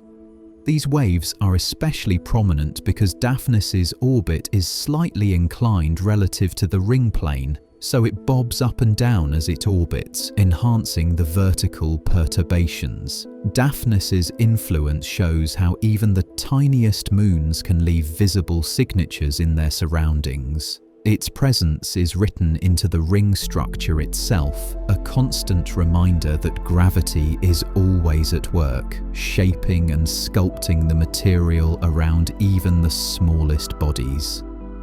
Saturn's F-ring is one of the most dynamic and complex features in the entire ring system, a narrow, braided structure that constantly changes shape and appearance. This ring owes its structure to two small moons, Prometheus and Pandora, which orbit on either side of it and act as shepherd moons. Prometheus orbits just inside the F-ring, while Pandora orbits just outside. Their gravitational influence confines the ring material, preventing it from spreading out. Prometheus, the inner shepherd, pulls on ring particles, slowing them down and causing them to drift inward. Pandora, the outer shepherd, pulls particles outward, speeding them up. Together, they herd the ring material into a narrow band, keeping the F-ring sharply defined. But the interaction is not perfectly stable. Prometheus occasionally plunges slightly deeper into the ring, creating channels and kinks that give the F-ring its characteristic braided appearance. These disturbances propagate through the ring, creating features that evolve over weeks and months. The F-ring is essentially a battleground where gravitational forces from Prometheus and Pandora sculpt, twist, and reshape the ring material in real time, creating one of the most visually fascinating structures in the solar system.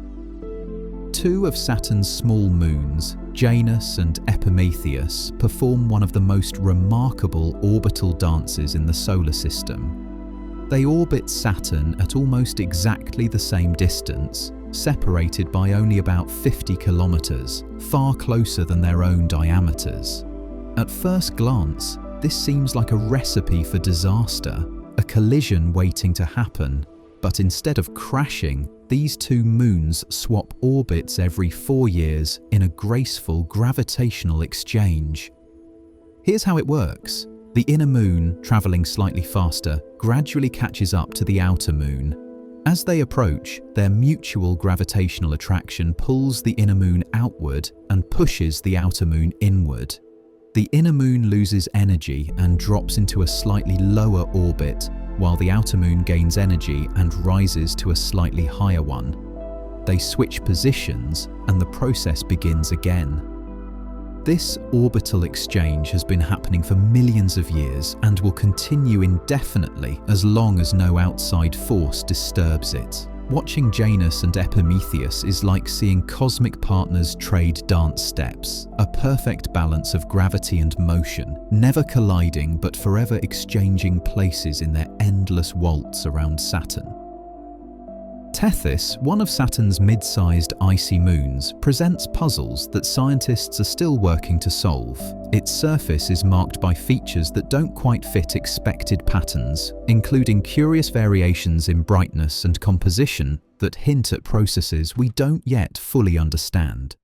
Some regions appear unusually smooth, while others are heavily cratered, suggesting different ages or formation mechanisms. Tethys also shows signs of past geological activity, though the moon is thought to be largely inactive today. The interplay between its icy composition, its orbital position in Saturn's system, and the bombardment it has endured over billions of years has created a surface that rewards careful study. Each new observation reveals subtle details that challenge our assumptions about how icy moons evolve. Tethys reminds us that even well-studied moons can harbour mysteries, that our understanding is always incomplete, and that the solar system continues to surprise us with complexity we haven't yet fully unravelled. Sometimes the most interesting moons are the ones that refuse to fit neatly into our models, pushing us to look deeper and question what we think we know. Cutting across Tethys's surface is one of the largest canyon systems in the solar system, Ithaca Chasma. This enormous valley stretches approximately 2,000 kilometers, roughly 3/4 of the way around Tethys's circumference. In some places, the canyon drops up to 4 kilometers deep and spans 100 kilometers wide, creating a dramatic scar across the icy landscape. Scientists believe Ithaca Chasma formed early in Tethys's history, possibly when the moon's interior was still partially liquid. As the interior froze and expanded, the outer crust cracked under the stress, creating this massive fracture. Another theory suggests the canyon formed as a result of the impact that created Odysseus, an enormous crater on the opposite side of Tethys. The shockwaves from that collision might have fractured the moon's surface, creating Ithaca Chasma as a secondary consequence. Whatever its origin, the canyon is a testament to the forces that shaped Tethys billions of years ago. Standing at its edge, you would see walls dropping away into shadow, a rift so vast it would take days to cross even at a running pace, carved into ice as hard as stone. Dione, another of Saturn's moons, displays mysterious bright streaks across its trailing hemisphere, features once called wispy terrain. For years, these bright markings puzzled scientists who thought they might be frost deposits or some kind of surface coating. Higher resolution images from the Cassini spacecraft revealed the truth.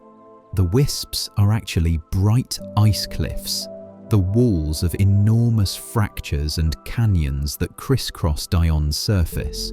These fractures formed when Dione's icy crust cracked, possibly due to tectonic stresses or the freezing and expansion of a subsurface ocean. The bright appearance comes from relatively fresh ice exposed along the cliff faces, ice that hasn't been darkened by eons of micrometeorite bombardment and radiation. These fractures suggest that Dione was geologically active in the past, with internal forces powerful enough to crack and reshape its surface. Some of these canyons stretch for hundreds of kilometers, creating a complex network of bright features that make Dione's trailing hemisphere distinctly different from its leading side. Dione's wispy terrain, once mysterious, now tells a story of internal activity and surface renewal, a frozen record of forces that once stirred beneath its icy shell. Phoebe, one of Saturn's outer moons, is different from most of Saturn's satellites in nearly every way. It orbits in the retrograde direction, meaning it circles Saturn opposite to the direction the planet spins and opposite to the orbits of most other moons. This backward motion is a strong indication that Phoebe didn't form alongside Saturn, but was captured from elsewhere. Scientists believe Phoebe is likely a captured object from the Kuiper belt, the distant region of icy bodies beyond Neptune. Its composition supports this idea. Phoebe is darker and denser than Saturn's inner moons, with a surface rich in carbon compounds and water ice, similar to Kuiper belt objects. Phoebe's orbit is also highly inclined and elongated, further evidence of its captured status. As Phoebe orbits, micrometeorite impacts gradually knock dark material off its surface. This material spirals inward towards Saturn and is eventually swept up by Iapetus, creating that moon's distinctive dark hemisphere. Phoebe is a wanderer, an object from the outer solar system that was caught by Saturn's gravity and now circles the ringed giant as a permanent prisoner, forever bound to a world it never formed around. Atlas, a small moon orbiting just outside Saturn's A-ring, has one of the most distinctive shapes in the solar system. Like Pan, Atlas has accumulated ring material around its equator, but in Atlas's case, the build-up is even more pronounced, creating a prominent, smooth ridge that makes the moon look like a flying saucer or a stuffed dumpling. The ridge is remarkably smooth compared to the rest of Atlas's surface, which is covered with impact craters. This smoothness suggests that the ring particles continue to rain down onto Atlas's equator even today, constantly resurfacing the ridge with fresh material. Atlas's role in Saturn's system is similar to Pan's. Its gravity helps define the outer edge of the A-ring, maintaining a sharp boundary through gravitational interactions. Despite being only about 30 kilometers across, Atlas has sculpted itself through millions of years of sweeping up ring debris, building a distinctive equatorial bulge grain by grain. Its peculiar shape is a direct consequence of its location, proof that a moon's environment shapes its form just as much as its internal structure does. Atlas is a collector, forever gathering the dust and ice that drifts into its path. Uranus, the tilted ice giant, is orbited by 28 confirmed moons as of current counts. These satellites range from tiny, irregular captured objects to 5 substantial moons large enough to be spherical. The 5 major moons, Miranda, Ariel, Umbriel, Titania, and Oberon, were all discovered before the space age through telescopic observations. The remaining moons are much smaller, discovered either by the Voyager 2 spacecraft during its 1986 flyby or by ground-based telescopes in more recent years. Uranus's moons are all relatively dark compared to Saturn's icy satellites, suggesting they contain significant amounts of rock mixed with ice. The entire Uranian system is unusual because Uranus itself is tipped on its side, rotating with its axis nearly in the plane of its orbit. This extreme tilt means the moons orbit Uranus in a plane that's nearly perpendicular to the plane of the solar system, creating a unique configuration unlike any other planet. Uranus's moons have received far less attention than those of Jupiter or Saturn simply because only one spacecraft, Voyager 2, has ever visited, and only briefly. Many mysteries remain about these distant, cold worlds orbiting the tilted giant. While most solar system objects are named after figures from Greek and Roman mythology, Uranus's moons break this tradition in a delightful way. They're named after characters from the works of William Shakespeare and Alexander Pope. Titania and Oberon, the 2 largest, take their names from Shakespeare's A Midsummer Night's Dream. Miranda comes from The Tempest, Ariel from both The Tempest and Pope's The Rape of the Lock, and Umbriel from Pope's poem. Smaller moons continue this literary tradition. Puck, Cordelia, Ophelia, Desdemona, Juliet, Portia, Rosalind, Bianca, and many others all derive from Shakespeare's plays. This naming convention was established by John Herschel, son of William Herschel, who discovered Uranus, and it has been maintained ever since. The result is a moon system that feels like a celestial anthology of English literature, where the names evoke drama, comedy, tragedy, and poetry rather than ancient gods and titans. It's a reminder that astronomy and the humanities are not separate worlds, but deeply connected, that science and storytelling both seek to make sense of the universe, each in their own language. Miranda, Uranus's smallest spherical moon, holds a remarkable record. It has the tallest known cliff in the entire solar system. Verona Rupus, named after the city in Shakespeare's Romeo and Juliet, plunges approximately 20 kilometers from rim to floor, more than 10 times the depth of the Grand Canyon. In Miranda's weak gravity, only about 1% of Earth's, an object dropped from the top of this cliff would take about 12 minutes to reach the bottom, falling in an almost dreamlike slow motion before finally impacting the icy surface below. The cliff formed as part of Miranda's bizarre, fractured terrain, which looks like a world that was shattered and haphazardly reassembled. Scientists believe Verona Rupes may have formed through tectonic faulting when Miranda's interior partially melted and then refroze, causing the crust to crack and shift. Standing at the edge of Verona Rupes would be surreal, a cliff face dropping away into darkness, so tall that the bottom would be hidden beyond the curve of the small moon's horizon. It's a geological feature of almost incomprehensible scale, a monument to the violent forces that shaped Miranda's past. Miranda's surface is one of the strangest sights in the solar system. Rather than displaying a uniform landscape, Miranda appears to be a patchwork of wildly different terrains jumbled together. There are ancient, heavily cratered regions sitting next to grooved, ridged areas called coronae, which look completely different in age and character. One section might be smooth and dark, while an adjacent region is bright and chaotic, creating sharp boundaries between terrain types.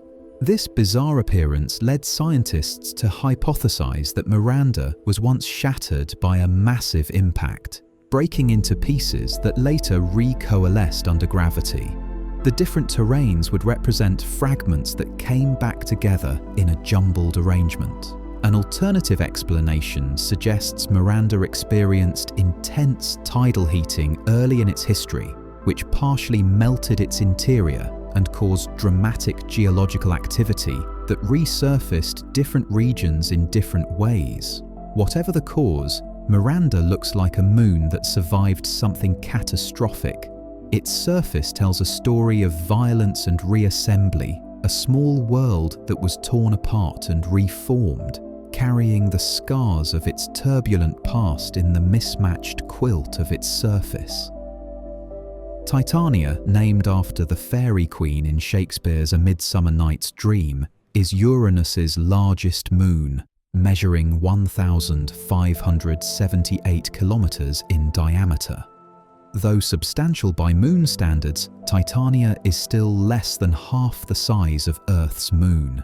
Its surface is a blend of heavily cratered terrain and regions crisscrossed by enormous fault valleys, some stretching for thousands of kilometers.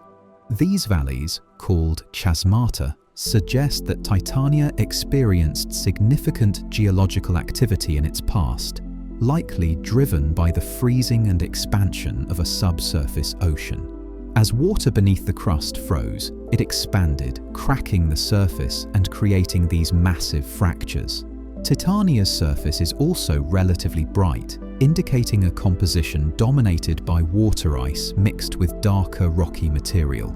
Some of the youngest features on Titania appear to be covered with fresh frost, possibly deposited by small amounts of outgassing or by micrometeorite impacts releasing buried ice.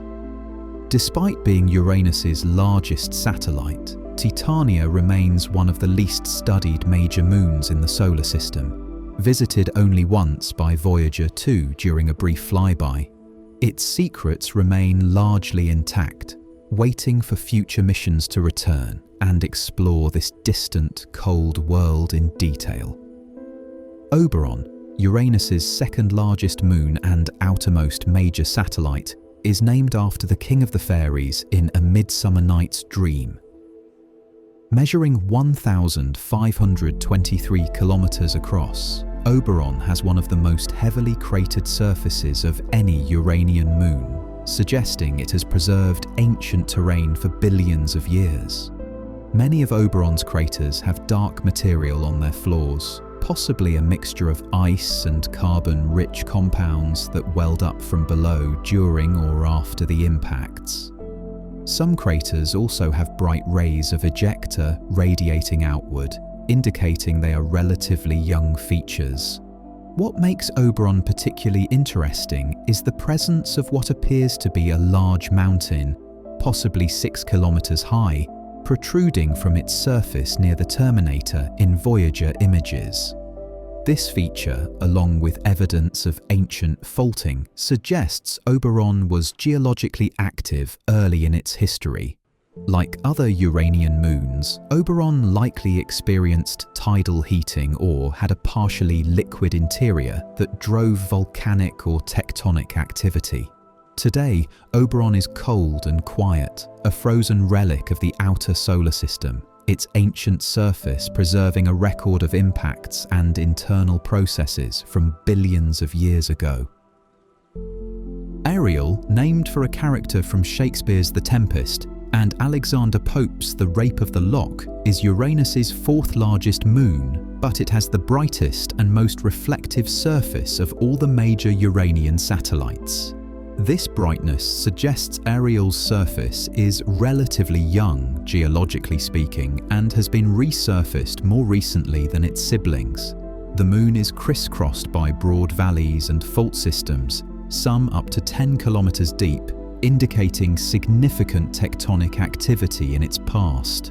Many of these valleys have smooth floors that appear to have been filled with some kind of material, possibly water or a water-ammonia mixture that erupted from below and froze on the surface. This cryovolcanic activity would have resurfaced portions of Ariel, erasing older craters and creating the younger, brighter terrain we see today. Scientists believe tidal heating from Uranus, possibly enhanced by orbital resonances with other moons in the past, provided the energy to drive this activity. Today, Ariel is geologically quiet, but its bright, fractured surface tells the story of a moon that was once much more active, reshaped by internal forces that have long since faded away. Umbriel, named after a character in Alexander Pope's The Rape of the Lock, is the darkest of Uranus's 5 large moons, reflecting only about 16% of the sunlight that hits it. This low reflectivity makes Umbriel appear significantly dimmer than its neighbours, especially compared to the bright surface of Ariel. The dark coloration likely comes from a coating of carbon-rich material or radiation-processed ice that has accumulated on Umbriel's surface over billions of years. Unlike Ariel, which shows clear signs of past geological activity and resurfacing, Umbriel appears geologically dead, with an ancient, heavily cratered surface that has remained largely unchanged for eons. The lack of bright, fresh features suggests Umbriel has not experienced significant internal heating or volcanic activity. One of Umbriel's most distinctive features is a bright ring near its equator, visible in Voyager images. The nature of this feature remains uncertain, but it may be a deposit of fresh ice exposed by a relatively recent impact or some kind of frost deposit. Umbriel's darkness and apparent geological inactivity make it the quiet, shadowy sibling among Uranus's major moons, a world that seems frozen in time, preserving an ancient surface beneath a dark, mysterious veil. Neptune, the outermost ice giant, is orbited by 16 confirmed moons, a more modest count than Jupiter or Saturn, but still a diverse family of satellites. The largest by far is Triton, which dominates the system and is one of the most fascinating moons in the solar system. Beyond Triton, Neptune has several smaller regular satellites, including Proteus, Larissa, Galatea, and others, most of which were discovered by Voyager 2 during its 1989 flyby. Neptune also has a collection of tiny, irregular outer moons with eccentric inclined orbits, likely captured objects from the outer solar system. These distant satellites were discovered more recently using powerful ground-based telescopes and include Nereid, which has one of the most elongated orbits of any moon. Neptune's moon system is unusual because it appears to have been disrupted in the past, possibly when Triton was captured. This violent event may have destroyed Neptune's original moons or scattered them, leaving behind the configuration we see today. Neptune's family of satellites is a reminder that moon systems can be reshaped dramatically by catastrophic events, their current arrangements reflecting ancient collisions and captures. Triton, Neptune's largest moon, is unique among the solar system's major satellites. It orbits in the retrograde direction, circling Neptune opposite to the planet's rotation. This backward orbit is a clear sign that Triton didn't form where it is now, but was captured from elsewhere. Most moons form from the disk of material surrounding a young planet and naturally orbit in the same direction as the planet spins. A retrograde orbit can only result from capture when a passing object is gravitationally snagged and forced into orbit. Triton's retrograde motion has profound consequences. Tidal forces from Neptune are gradually slowing Triton's orbit, pulling it closer to the planet over time. In about 3.6 billion years, Triton will cross the Roche limit, the distance at which Neptune's tidal forces will overcome Triton's own gravity and tear the Moon apart, potentially creating a spectacular ring system around Neptune. For now, Triton remains intact, the seventh largest moon in the solar system, moving backward through space in defiance of the usual orbital order, a captured wanderer forever falling slowly toward its eventual destruction. Triton's composition, density, and orbit all point to a dramatic origin story. It was likely once a Kuiper Belt object, similar to Pluto, that wandered too close to Neptune and was captured billions of years ago. Triton's density and composition closely resemble Pluto's, with a mixture of rock and ice, and its surface is covered with nitrogen ice, frozen methane, and other volatiles typical of Kuiper Belt objects. The capture event would have been extraordinarily violent. Triton's arrival in Neptune's gravitational sphere would have destabilized any existing regular moons, likely destroying or ejecting them entirely. The process would also have circularized Triton's initially eccentric orbit through tidal interactions, generating enormous amounts of heat that may have melted much of Triton's interior. Today, Triton's geologically young surface suggests this heating had lasting effects, driving cryovolcanism and resurfacing that erased most impact craters. Triton stands as proof that the outer solar system was once more chaotic than it is today, with large bodies migrating, colliding, and being captured. It's a dwarf planet that became a moon, a world from the distant Kuiper Belt now circling an ice giant, forever exiled from its home among the frozen objects beyond Neptune. When Voyager 2 flew past Triton in 1989, it made an unexpected discovery: active geysers erupting from the Moon's surface. These geysers shoot plumes of nitrogen gas and dark dust particles up to 8 kilometers above Triton's surface, creating dark streaks that mark where the material falls back down. The geysers are driven by a process unique to Triton's extremely cold environment. Sunlight penetrates Triton's translucent nitrogen ice surface, warming the darker material beneath. This creates pockets of nitrogen gas under pressure, which eventually break through weak points in the ice and erupt violently. The plumes are then caught by Triton's thin winds and carried downwind, depositing dark material in long streaks across the bright, icy surface. These active geysers prove that Triton is not a dead world, but geologically active, with processes reshaping its surface even today. The geysers are seasonal, occurring during Triton's summer when sunlight is strongest.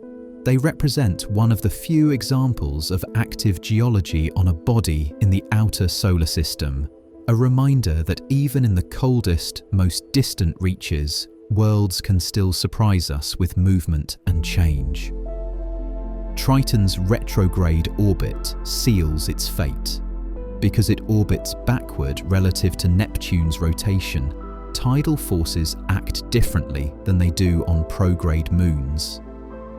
Instead of gradually moving away from Neptune like our moon moves from Earth, Triton is slowly spiraling inward. The orbit decays by only a tiny amount each year, but over billions of years this adds up. Scientists calculate that in approximately 3.6 billion years, Triton will cross Neptune's Roche limit, the critical distance where tidal forces become stronger than the Moon's own gravity. At that point, Triton will be pulled apart, shattered into countless fragments. These fragments won't simply disappear, they'll spread out into a massive ring system around Neptune, potentially making it the most spectacular ringed planet in the solar system, far surpassing Saturn.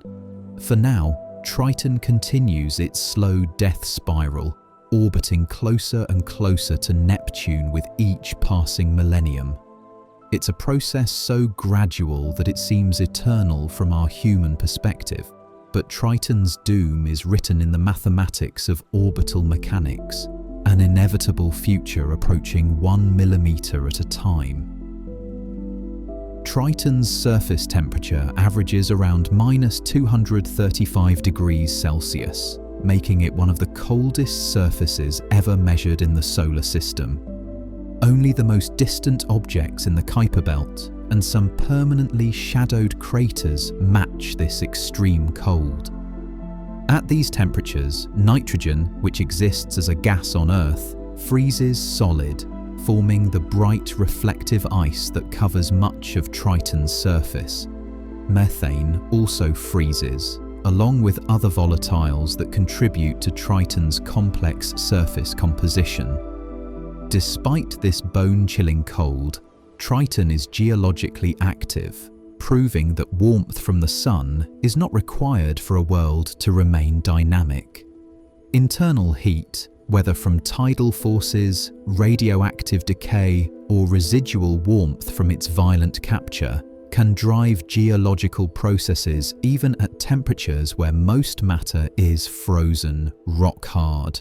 Standing on Triton would be like standing in a realm beyond cold, where even the air from your breath would instantly freeze and fall as snow, where exposed skin would freeze solid in seconds. Yet in this frozen wasteland, geysers erupt and the surface slowly changes, shaped by forces that persist despite the terrible cold. Despite its frigid temperatures, Triton possesses a thin atmosphere composed primarily of nitrogen with traces of methane. This atmosphere is extremely tenuous, about 70,000 times thinner than Earth's, barely more than a vacuum. The atmospheric pressure at Triton's surface is only about 14 microbars, far too low to support liquid water or allow humans to breathe. This delicate envelope of gas is in constant balance, supplied by nitrogen sublimating from Triton's polar ice caps when they're warmed by sunlight and lost to space through various escape mechanisms. Voyager 2 detected haze layers in Triton's atmosphere, possibly composed of hydrocarbon particles formed when methane is broken apart by solar radiation. The atmosphere also exhibits thin clouds made of nitrogen ice crystals, creating a bizarre weather system at temperatures where most gases would be frozen solid. Triton's atmosphere varies seasonally as different regions receive sunlight over Triton's long year. The presence of this atmosphere, thin as it is, makes Triton one of the few atmospherically active moons in the solar system, alongside Titan and Io, each with its own unique atmospheric composition and behavior suited to its environment. Mars is orbited by two small, irregular moons named Phobos and Deimos, meaning fear and panic in Greek, named after the companions of the war god Ares. Both are tiny potato-shaped objects far smaller than Earth's moon. Phobos measures about 22 kilometers across at its widest, while Deimos is even smaller at roughly 12 kilometers. These moons are so small and dark that they weren't discovered until 1877, despite centuries of telescopic observations. Both Phobos and Deimos are likely captured asteroids, though some scientists propose they could be debris from a massive impact on Mars itself. Their surfaces are covered with regolith, and both are heavily cratered, showing their age. Occasionally, Mars may temporarily capture other tiny objects, small asteroids or debris that enter orbit for a few months or years before escaping again. But Phobos and Deimos are the only permanent companions Mars has held for billions of years. These two small moons give Mars a modest satellite system, nothing like the grand families surrounding the giant planets, but they remain fascinating objects that may one day serve as stepping stones for human missions to the Martian surface. Phobos, Mars's larger moon, is doomed. Unlike most moons, which gradually drift away from their planets, Phobos is spiraling inward, pulled closer to Mars by tidal forces. The moon's orbit decays by approximately 1.8 meters every century, a slow but relentless process. This happens because Phobos orbits faster than Mars rotates, so tidal interactions rob energy from Phobos's orbit, causing it to spiral downward. The descent is accelerating. As Phobos gets closer, the process speeds up. Scientists estimate that in about 50 million years, Phobos will reach Mars's Roche limit and either crash into the planet's surface or, more likely, be torn apart by tidal forces. If Phobos breaks apart, the fragments will spread out into a ring around Mars, creating a temporary ring system that might last for millions of years before the particles eventually rain down onto Mars's surface. For now, Phobos continues its slow descent, visible from Mars's surface, racing across the sky 3 times each Martian day, a reminder that even solid worlds are temporary, their fates written in the invisible forces of gravity. The fate awaiting Phobos is dramatic. As it spirals ever closer to Mars, 2 possible outcomes loom. If Phobos remains intact as it approaches, it will eventually crash into Mars's surface in a catastrophic impact, creating a massive crater and showering debris across a wide area. However, the more likely scenario is that Phobos will never reach the surface. As it crosses the Roche limit, the distance where Mars's tidal forces overcome Phobos's own weak gravity, the Moon will be pulled apart. Phobos isn't a solid, monolithic rock. It's likely a loosely bound collection of rock and rubble, a rubble pile held together by gravity. Tidal forces will stretch and tear this structure, breaking Phobos into countless fragments ranging from boulders to dust. These fragments will spread out along Phobos's former orbit, forming a ring around Mars. This ring will be temporary on geological timescales, perhaps lasting a few million years as the particles gradually spiral inward and fall to Mars's surface. Future Mars colonists, tens of millions of years from now, might witness a ringed Mars, a spectacular but brief phase in the planet's history, created by the destruction of its largest moon. Phobos's surface is covered with long, parallel grooves that stretch across much of the Moon, creating a distinctive pattern visible in spacecraft images. These grooves are typically 100 to 200 meters wide and up to 20 meters deep, running in roughly parallel lines. For years, scientists debated their origin. Some suggested they were fractures caused by the impact that created Stickney, Phobos's largest crater. Others thought they might be chains of collapsed lava tubes or the result of rolling boulders. The current leading explanation is more ominous.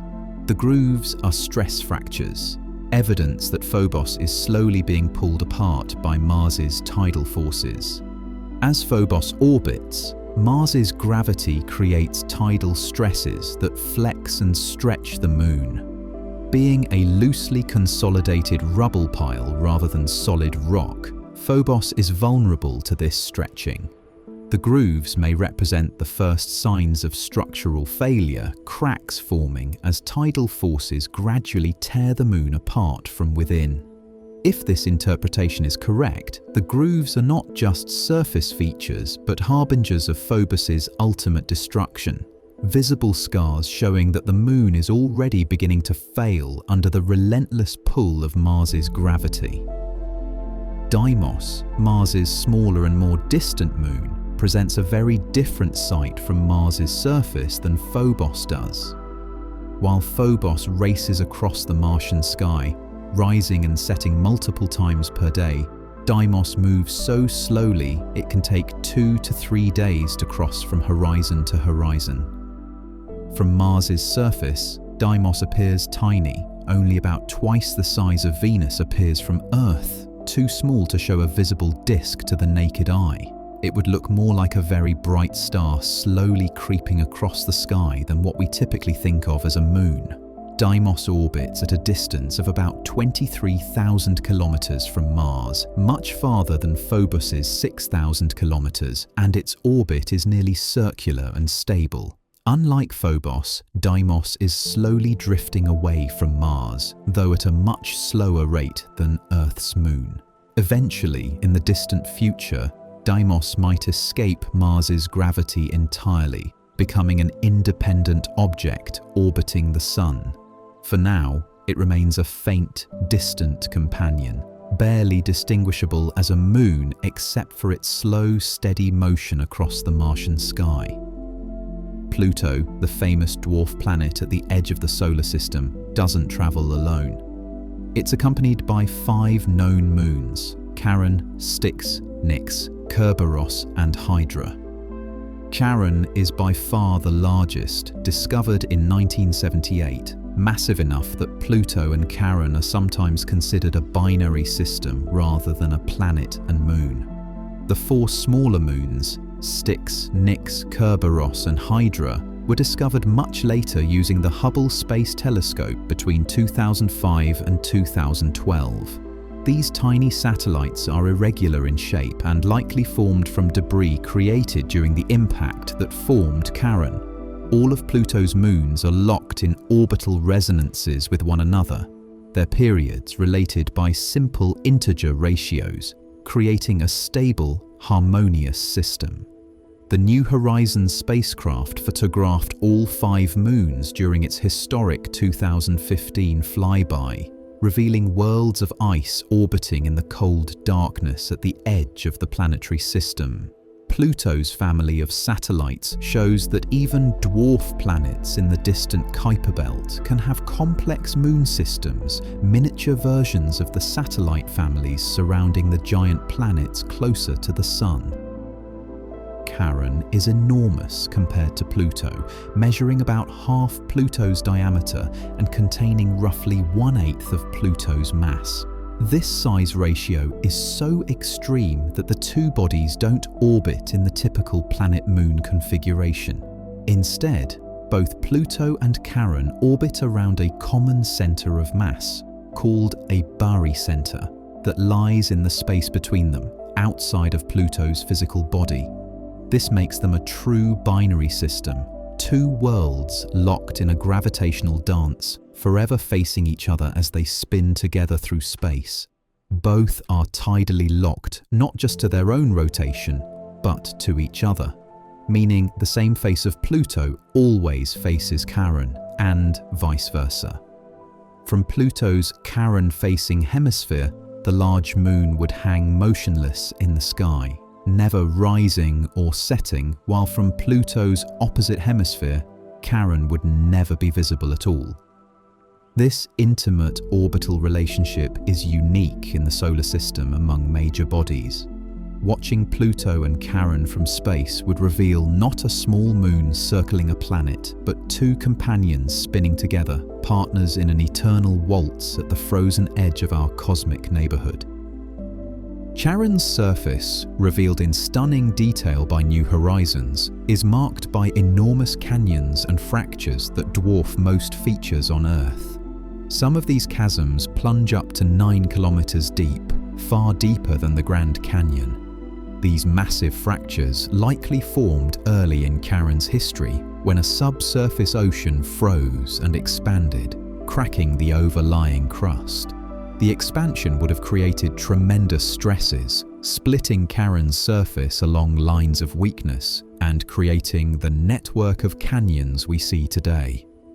One of the most striking features is a system of troughs and faults that stretches for over 1,000 kilometers across Charon's surface, creating a belt of fractured terrain around the Moon's equator. The northern part of Charon is notably smoother and younger looking than the south, suggesting some kind of resurfacing occurred, possibly through cryovolcanism, where water or ammonia mixtures erupted and flowed across the surface before freezing. Charon's heavily fractured landscape tells the story of a world that underwent significant geological upheaval, driven by the freezing of its interior, leaving behind scars that record the violent forces that shaped this distant, icy moon billions of years ago. Eris, one of the largest known dwarf planets in the distant solar system, has a single known moon named Dysnomia, discovered in 2005. Dysnomia is much smaller than Eris, perhaps 700 kilometers across compared to Eris's 2,326 kilometers, making their size ratio more typical of planet-moon systems than Pluto and Charon's near-binary configuration. Dysnomia orbits Eris at a distance of about 37,000 kilometers, taking roughly 16 days to complete one orbit.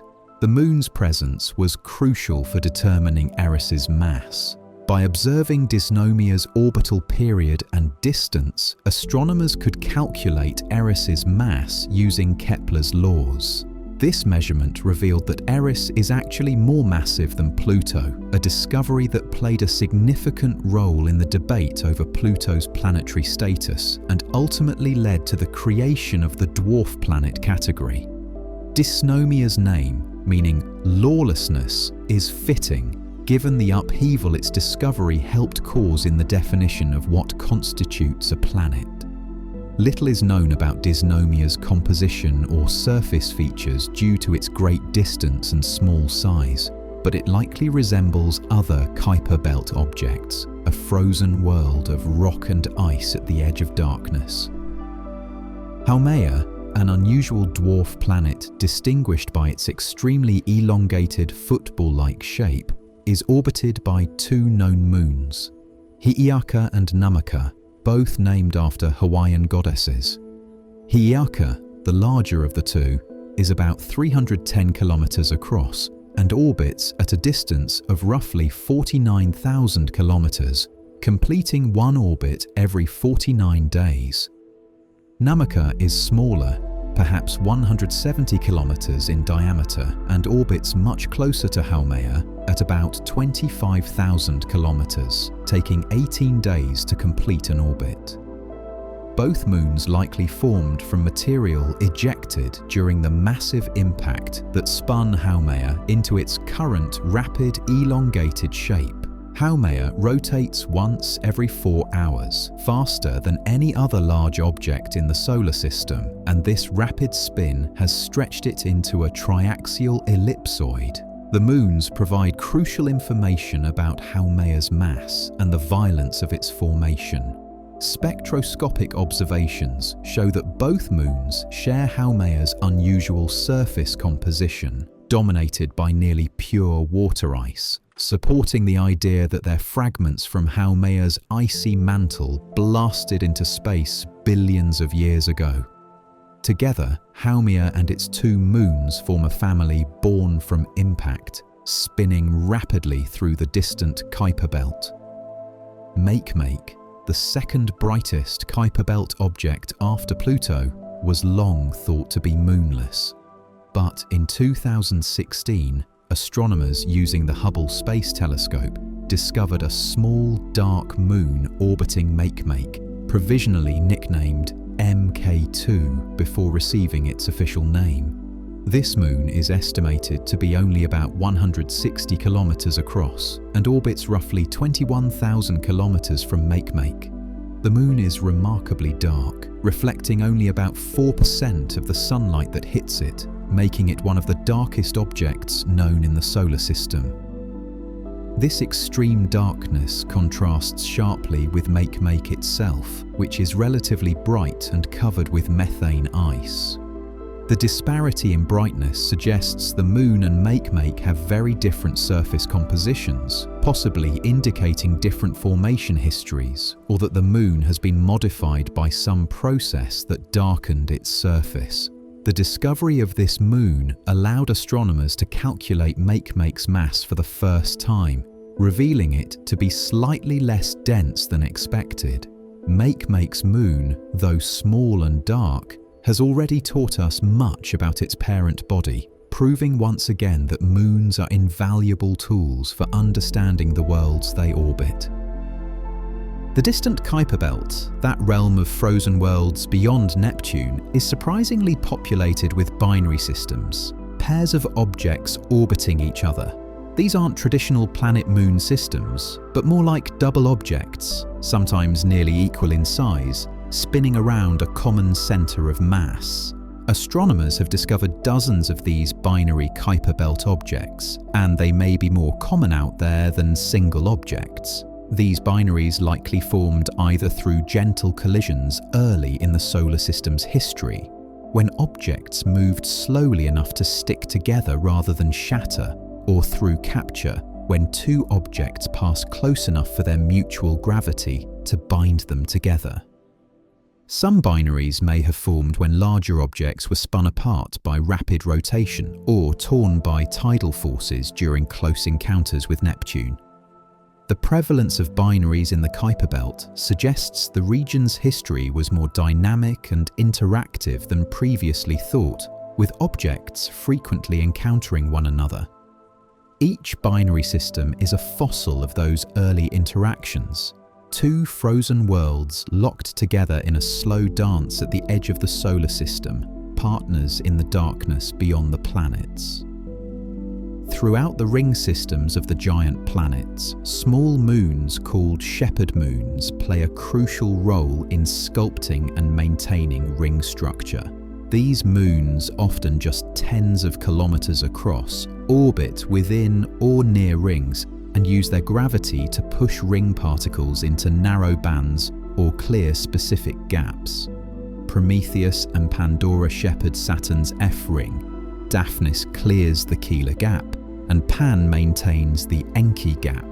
The mechanism works through repeated gravitational interactions. As a shepherd moon approaches ring particles, its gravity tugs on them, either speeding them up or slowing them down depending on their relative positions. Particles that are accelerated move to higher orbits. Those that are decelerated drop to lower ones.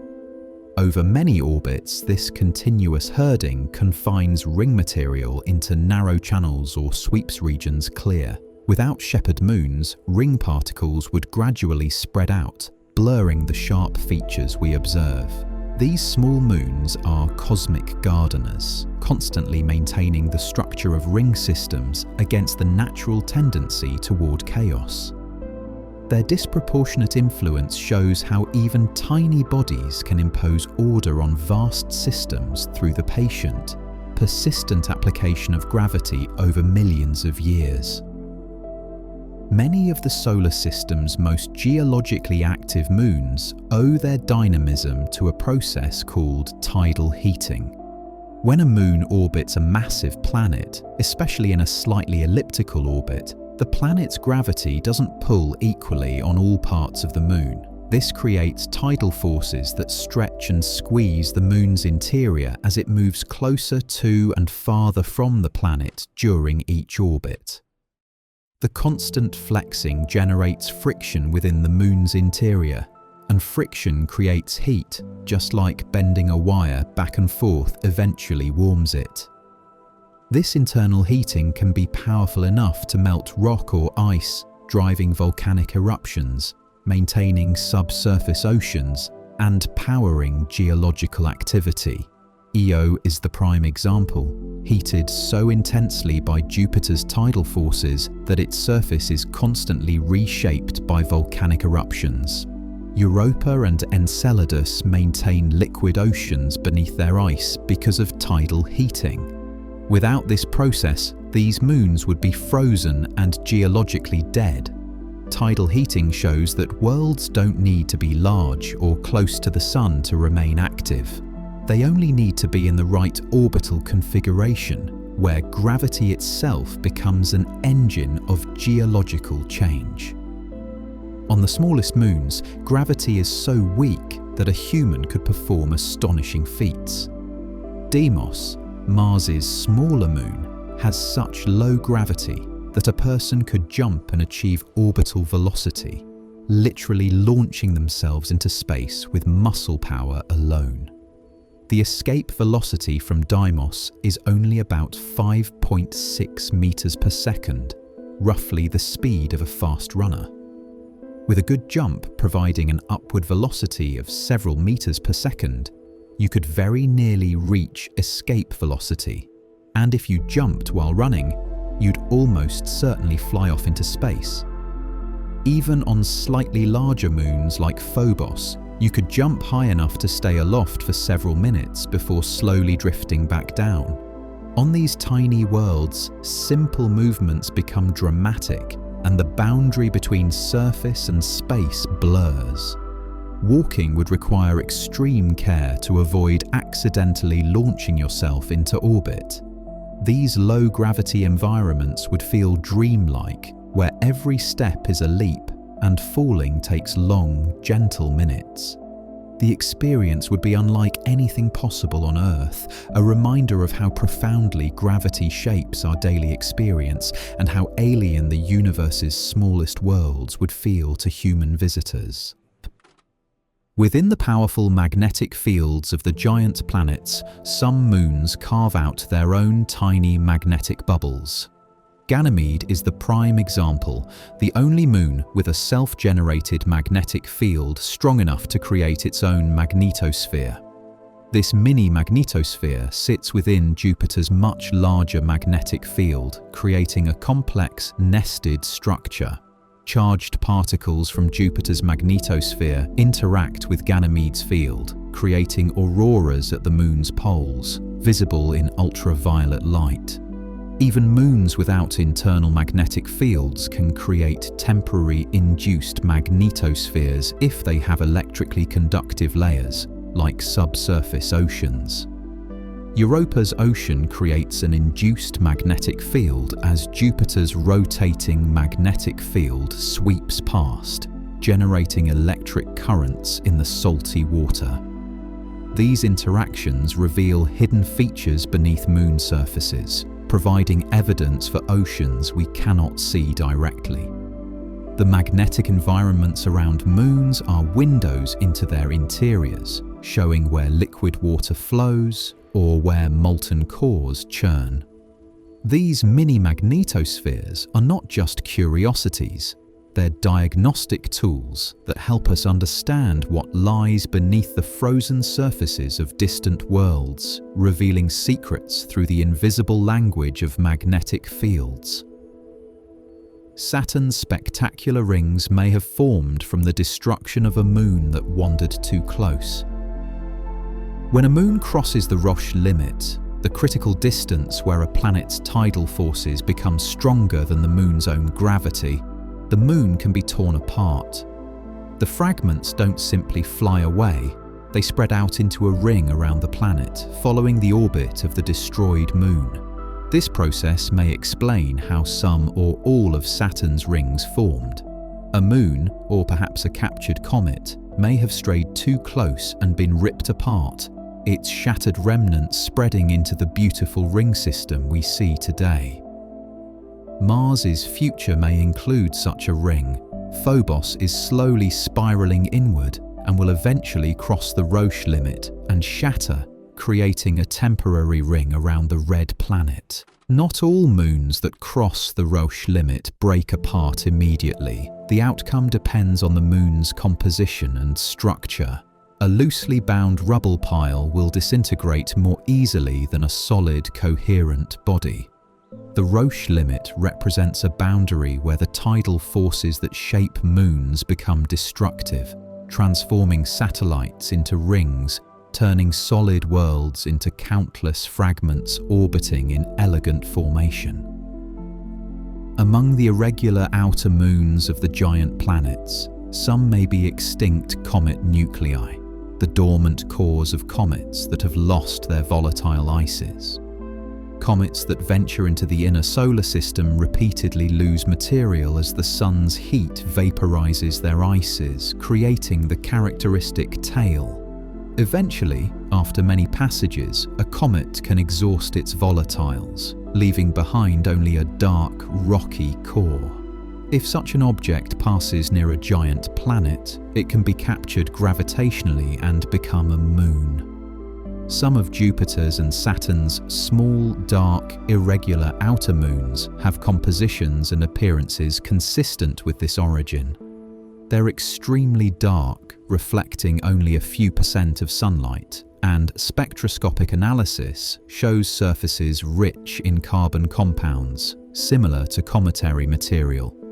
These captured comet nuclei would represent transitional objects, ex-comets that have settled into new lives as moons, their wandering days ended. They remind us that the boundaries between comets, asteroids and moons are not always clear-cut, that objects can transform from one category to another depending on their history and location. Some moons may have once been active comets, blazing with tails, now silent and dark, circling giant planets in the outer solar system. The search for life beyond Earth increasingly focuses on the subsurface oceans of icy moons. Europa, Enceladus, Titan, and possibly others harbour vast reservoirs of liquid water, and water is the essential ingredient for life as we know it. Future missions are being designed to search for biosignatures, chemical signs of life, in these hidden seas. NASA's Europa Clipper and ESA's JUICE, Jupiter Icy Moons Explorer missions will study Europa and Ganymede in detail, analysing surface composition and searching for plumes that might bring ocean material to the surface. A future mission to Enceladus could fly through its geysers and directly sample ocean water for organic molecules, amino acids, or other signs of biological processes. Finding life, even simple microbial life, in these alien oceans would revolutionize our understanding of biology's place in the universe. It would prove that life can arise in environments completely different from Earth's surface, that it doesn't require sunlight or a planet's surface at all. The moons of the outer solar system may be the most promising places to find extraterrestrial life in our cosmic neighborhood, hidden beneath ice, waiting in darkness for us to arrive and discover them. The count of known moons in our solar system has grown dramatically over the past few decades, reaching nearly 300 confirmed satellites as of the most recent tallies.